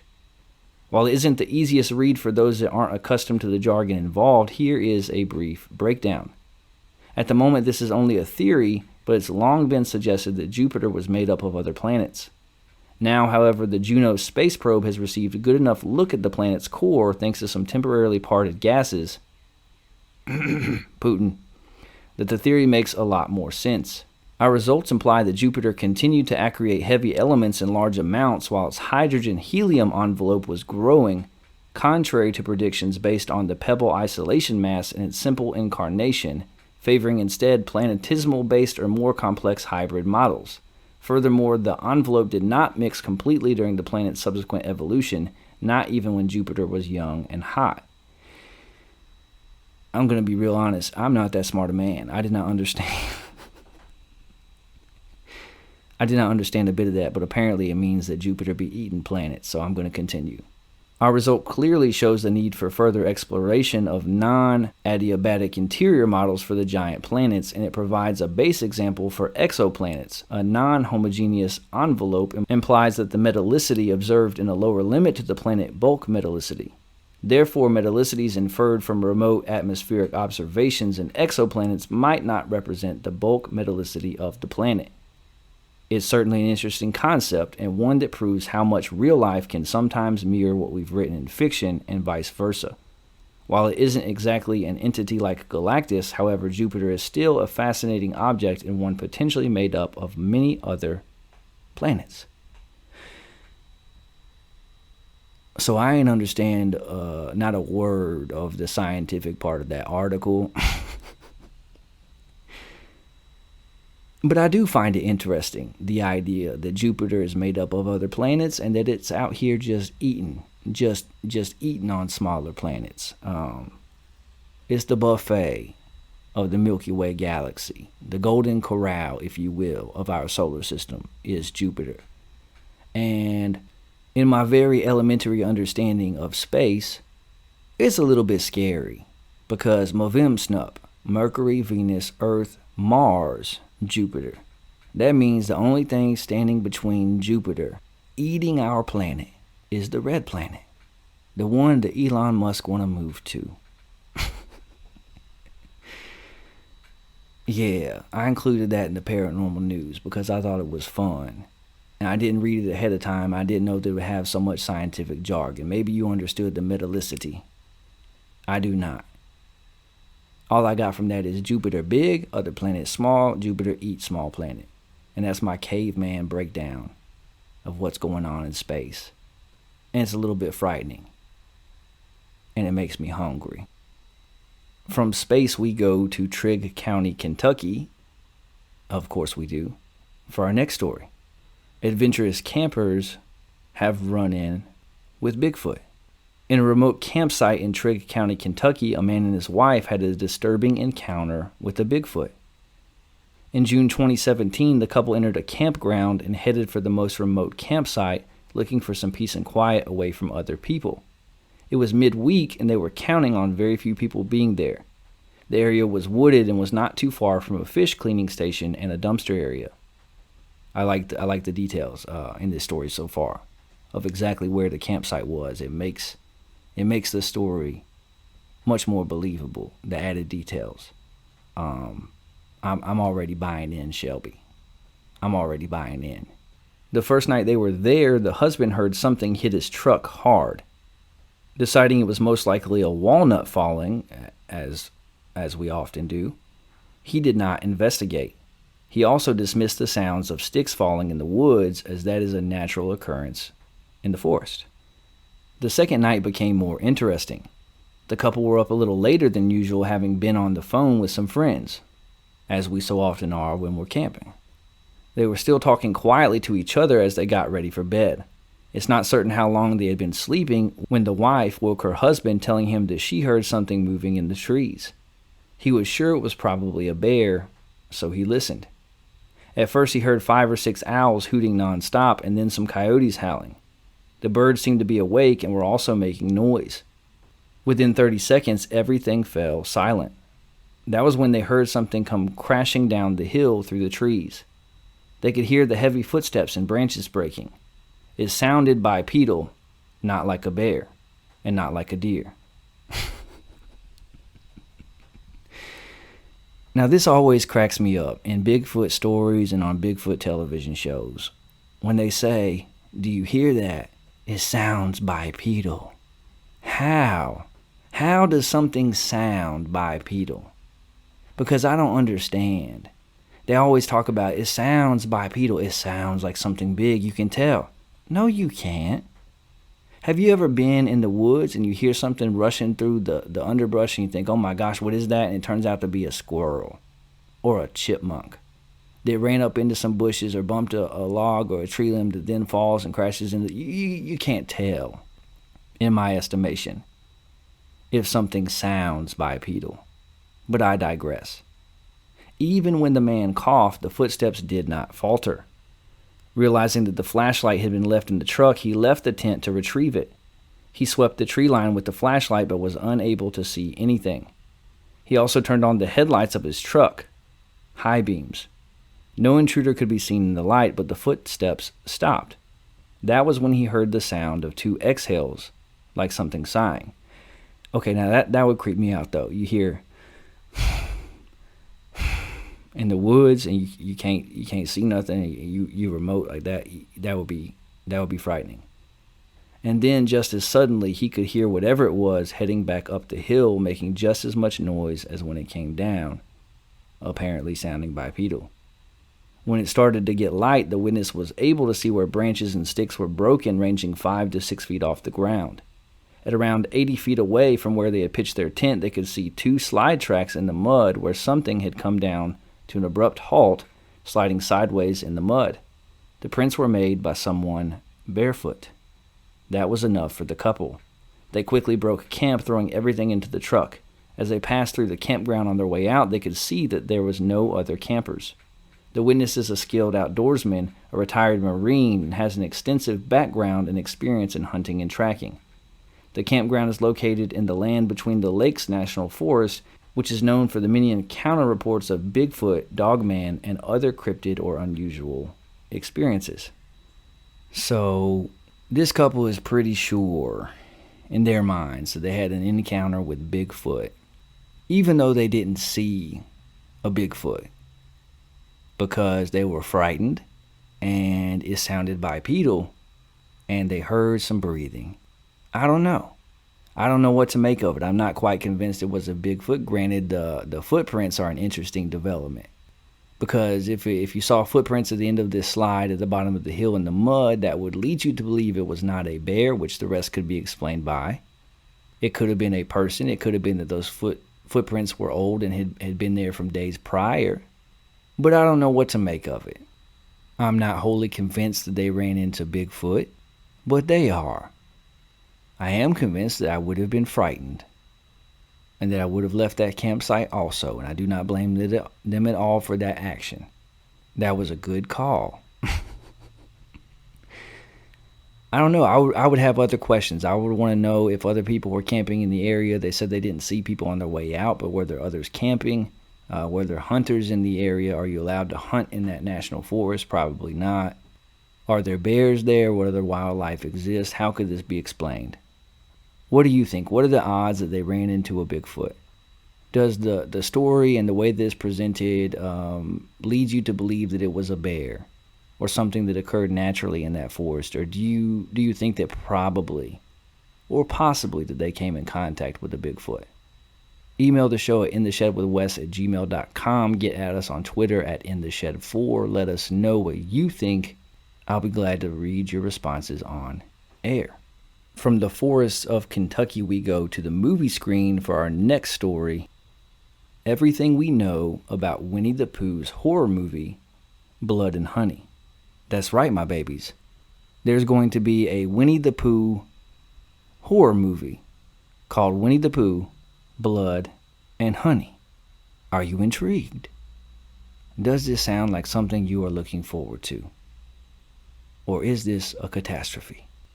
The upcoming movie Winnie the Pooh, Blood and Honey puts a horror twist on the beloved children's character. Written and directed by Reese Frake Waterfield, who sounds like a completely mythological creature.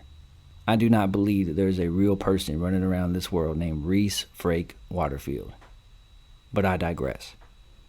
Winnie the Pooh, Blood and Honey reimagines a slasher thriller starring A.A. Milne's characters. The most popular of Milne's characters is the gentle Winnie the Pooh. With the original stories lapsing into public domain, Pooh and Piglet are set to go on a murderous rampage, steering away from their classic tales of charming adventures. An independent production, Winnie the Pooh, Blood and Honey has attracted attention when stills from the film were released online. It certainly captured our attention here on In the Shed. The news caused mixed reactions from the public, with some horrified at what Winnie the Pooh had been turned into, noting how things could easily go wrong once a well-known body of work entered the public domain. On the other hand, others expressed genuine interest and curiosity about the bizarre concept, applauding the director's imagination and creativity. In a recent interview, Frake Waterfield, who, again, I posit is not a real, can't possibly be a real person, shared how challenging it was to balance the elements of horror and comedy, especially since his film's characters are already well established. After all, compared to the Christopher Robin live-action movie, Winnie the Pooh, Blood and Honey could simply become an absurd, disrespectful retelling if not done right. How could it be? I don't understand how it could be anything other than, I think that's what they're setting out for, I believe. I digress. With the production beginning in early 2022, filming was completed in just 10 days. Always a good sign for a movie. However, currently there is little known about Winnie the Pooh, Blood and Honey. Yeah, Winnie the Pooh and Piglet are on a murderous rampage.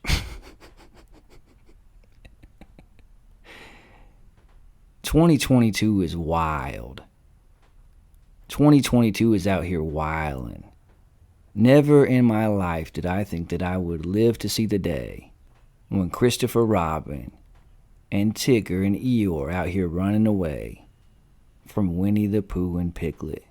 And hey, this is exactly what America has been waiting for, isn't it? This nice, friendly bear who takes good care of his friends, who loves honey, going on a murderous rampage. In a time of war and inflation and political instability and unrest in our country, this is what's going to bring us together. The still shots are horrifying. I have little confidence that this movie will be well done because it was shot in 10 days. And when I see what Winnie the Pooh looks like, yeah, it's scary, but it's also bad. Part of why it is scary is because it is so bad. This is an interesting concept for horror fans. I would watch it if given the opportunity, but I don't expect it to be very good. I'm not offended by it. I think it's hilarious, but I don't expect it to be very good. What do you think, my babies? Are you excited about Winnie the Pooh, Blood and Honey? Would you like to see other beloved cartoon characters slip into public domain and become murderous villains? Maybe Goofy be out here just strangling people. Maybe Minnie Mouse pick up an axe like Lizzie Borden. Maybe Stitch be like, "Oh, honey means family, but you are not my family, and I will destroy you."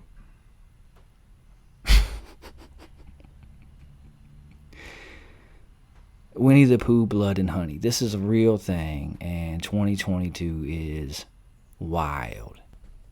For our last story, we go to the lost colony of Roanoke. What happened to the lost colony of Roanoke?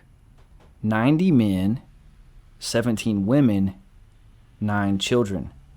These were the colonists who landed on Roanoke Island off the coast of what is now North Carolina in July 1587, 20 years before John Smith reached Virginia and 35 years before the Pilgrims reached Massachusetts. Among them was Eleanor Dare, the daughter of the colony's governor, John White. She was about to give birth, and that child, the appropriately named Virginia Dare, would be the first English child born in the New World. White stayed in America for the birth of his granddaughter, then set sail for England to arrange additional supplies for the colony. When he returned 3 years later, the colonists had vanished. The only clues to their whereabouts were the letters Croatoan carved on a post and CRO on a nearby tree. Had the colonists quickly carved these messages while under attack from Indians? No, because the colonists were not in India. And you know I love India. Shout out to Ramesh. Put me on a billboard in India. I want to be on a billboard in India, 39% of our listening audience. But the colonists weren't in India. They were in the New World. They were on the continent of North America. So even if they were under attack, they were under attack by our first peoples, our Native Americans, not Indians. I digress.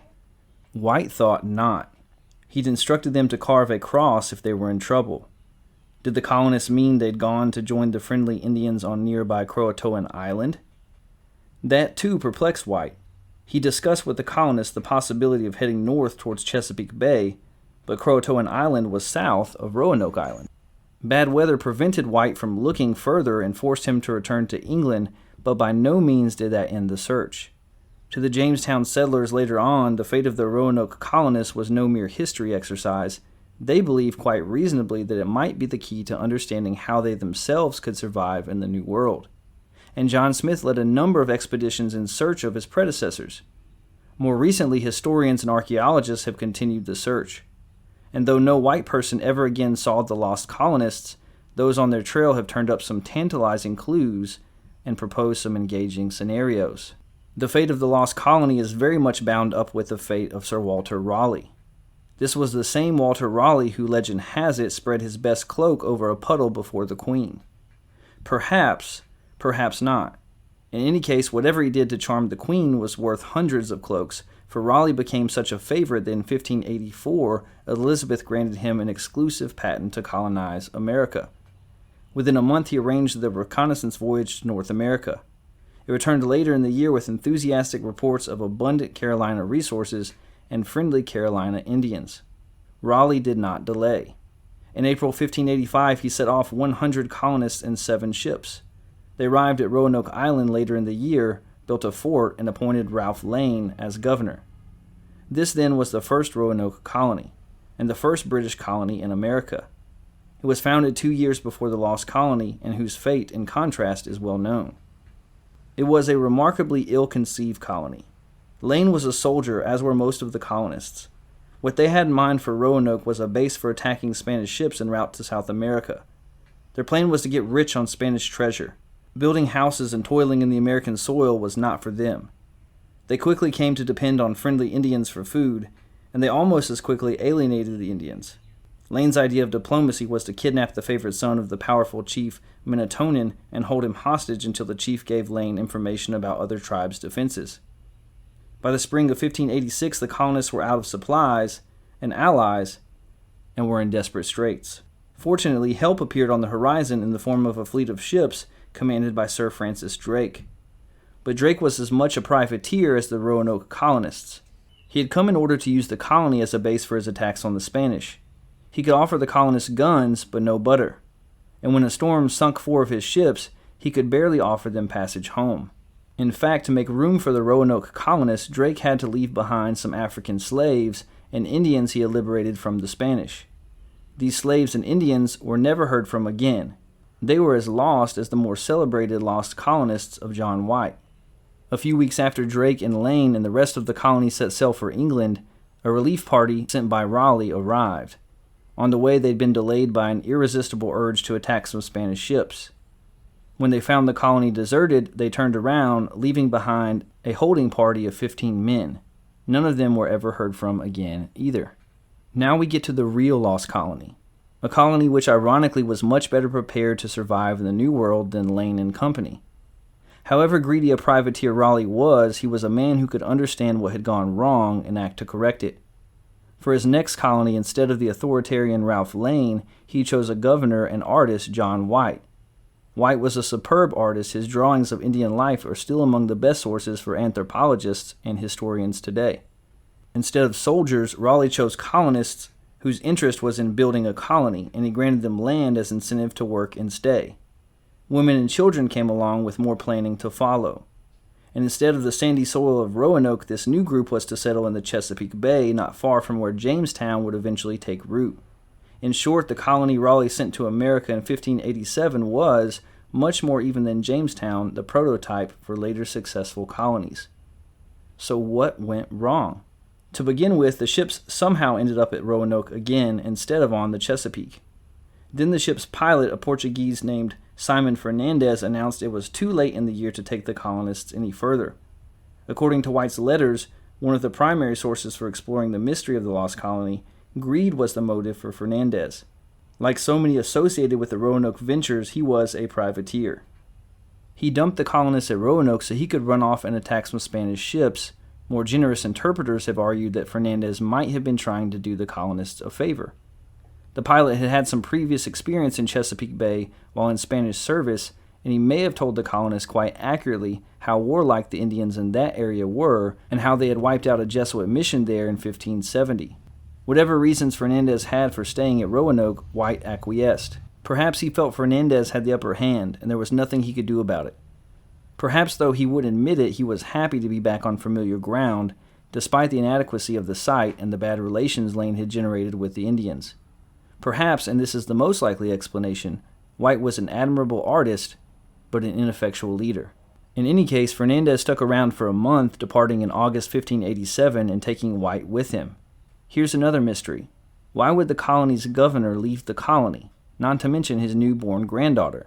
According to White, the colonists insisted that only he could be counted on to make sure that they were not forgotten by their backers.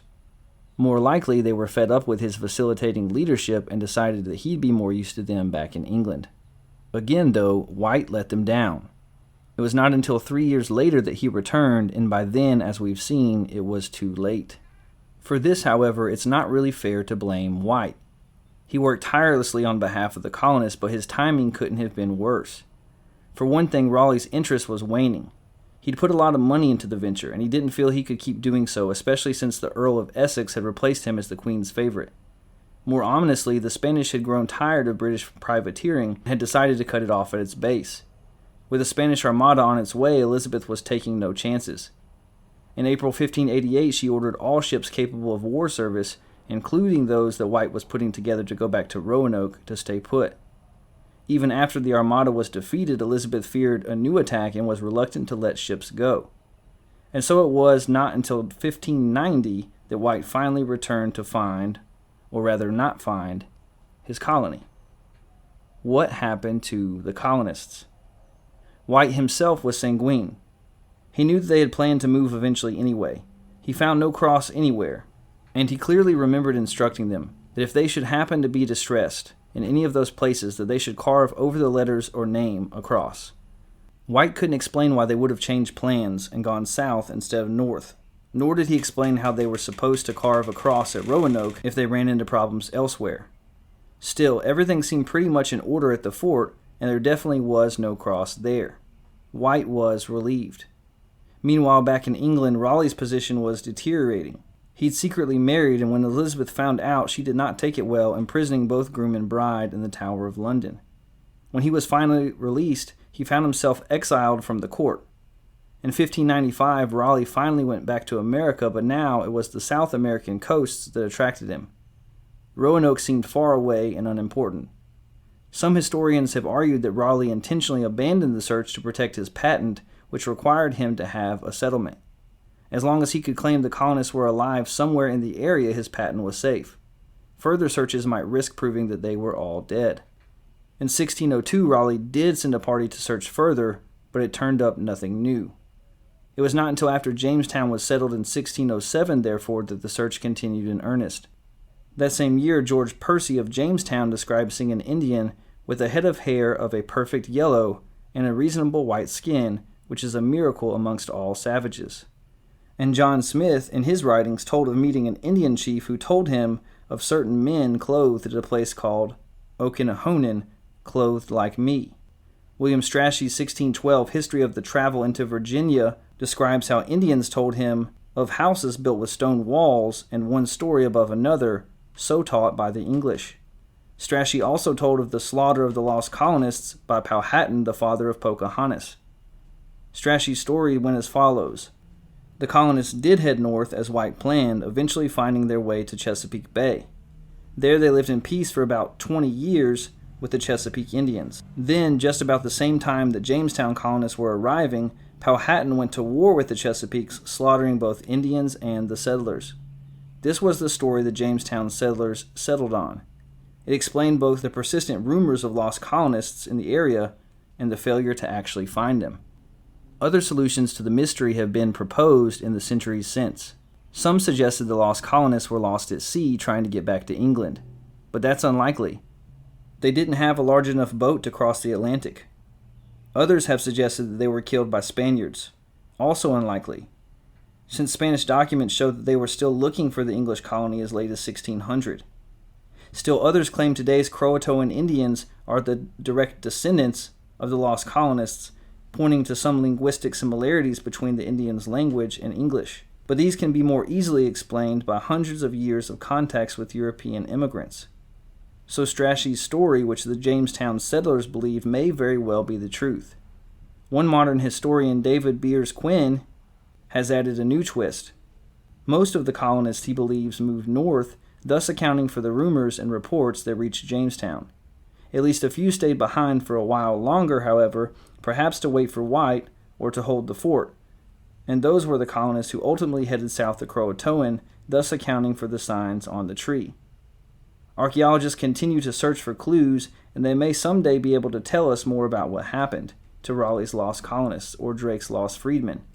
As for Raleigh himself, though he may have given up on his Roanoke colony, he never gave up on America. He found himself even more out of favor with Elizabeth's successor, James I, than he'd been with Elizabeth, and he spent 12 years in the Tower. He was released in 1616, tried to win back his wealth and power with another expedition to South America, failed, and was executed. And the much maligned John White? A John White, late of parts beyond the sea, was declared dead in Ireland in 1606. But his was such a common name, historians can't be sure that this was the former governor. The fate of John White, like that of his daughter and granddaughter, remains something of a mystery. So, the story of the lost colony of Roanoke. This has always been one of history's mysteries. I sound like Dr. Seuss. This has always been one of the mysteries of our history as a nation that has intrigued me. I remember learning about this in like 5th grade, and I was like, what are you talking about? A whole colony of people, the very first English colony, just up and vanished, and nobody to this day knows what happened. It was astonishing information to learn. And even to this day, it's still a mystery. We still don't really know what happened. I think John White was just an ineffectual leader and went back to England. And then something happened to the colonists. Is the story that the Jamestown settlers later came to believe an accurate depiction of what happened? That Pocahontas' father, Powhatan, launched an attack and wiped out all the settlers. Did they try to change locations, and were they lost at sea in a storm? Did they go south to Croatoan and merge with this Native American population and just become a part of their culture? Is the truth somewhere in between? I don't know. It's an interesting topic, and I've watched all kinds of documentaries, and I've seen discoveries made by archaeologists, both amateur and professional, in the area of Croatoan that suggests that there might have been an English presence in that time. And you see all these stories of genealogy of descendants of these Native Americans that were in the area that honestly believe that they are descendants from these colonists because of the color of their hair and their eyes, because of similarities in the language. I don't know what happened, but I do know this. It's very difficult when you're in charge of a group of people to reach a consensus on anything. It is. It's hard to reach a consensus on anything. So when the governor, John White, left and went back to England to get supplies, if the colonists ran into a harsh winter, or if they were under attack from Indians, or if they were just running low on food and wanted to relocate, I can certainly see a scenario where they could not agree on where to go. Where some of them said, we're going to head up to the Chesapeake because that was our original plan. Where others said, no, we're going to stay put here and wait for John White. Where others said, well, we're going to go to Croatoan because those Native Americans have been friendly and have been feeding us and they can help take care of us. I could see a scenario where that happened. And where some amalgamation of all these stories paints a more accurate picture about what actually happened at Roanoke. The fact that the only clues seem to be the word Croatoan and the word crow carved into a tree leads me to believe that there was some semblance of that group that went south to Croatoan and then merged with the Native Americans. And after 3 to 5 years, they may have been so entrenched in that culture and a part of that community that they weren't actively looking for John White and waiting for John White anymore. Maybe only a few of them survived. Maybe it was a very small group. I don't know. And we may never know. But I don't think it's as simple as they were all wiped out by disease or they were lost at sea. I think the truth is somewhere in between. And I think that the fact that those words were carved into a tree tell us a lot. And I think that with archaeological and genealogical discoveries in the near future, we may have an answer. But for now, it remains a mystery. And it's a fun one to investigate and to think about. And I thought was worthwhile in including in this portion of our show. What do you think happened to the lost colony of Roanoke? What was their fate? What became of them? Did they blend in with the culture of the Native Americans at Croatoan? Were they massacred at the Chesapeake? Did they all die of disease? Were they lost at sea? Did they wander out into another area never to be seen from again? Email the show at intheshedwithwes@gmail.com. Get at us on Twitter at intheshed4 and share your theories with us. That's all for this week. You don't have to go home, but you can't stay here. I can't either. It's back in the house and out of the shed for me. Thanks again to listening to episode 44. Make sure to subscribe, like, share, and review. It really does help. If you have any paranormal experiences, opinions about sports or politics that you'd like to share, you can email the show at intheshedwithwes@gmail.com. Again, that's intheshedwithwes@gmail.com. I might even read it on air. Look for us on Spotify, Stitcher, Apple Podcasts, iHeartRadio, the Good Pods app, or wherever you listen to podcasts, and make sure to follow us on Twitter at InTheShed4. Tune in again next week when we'll hit the headlines, preview the SEC West football season, and investigate together the mystery of the Georgia Guidestones. This has been In the Shed with Wes Anderson, the best news show in the land covering politics, sports, and the paranormal. Have an adventurous and fulfilling weekend. I'll catch you tools later. Peace out, Boy Scout. Meemaw, we made it!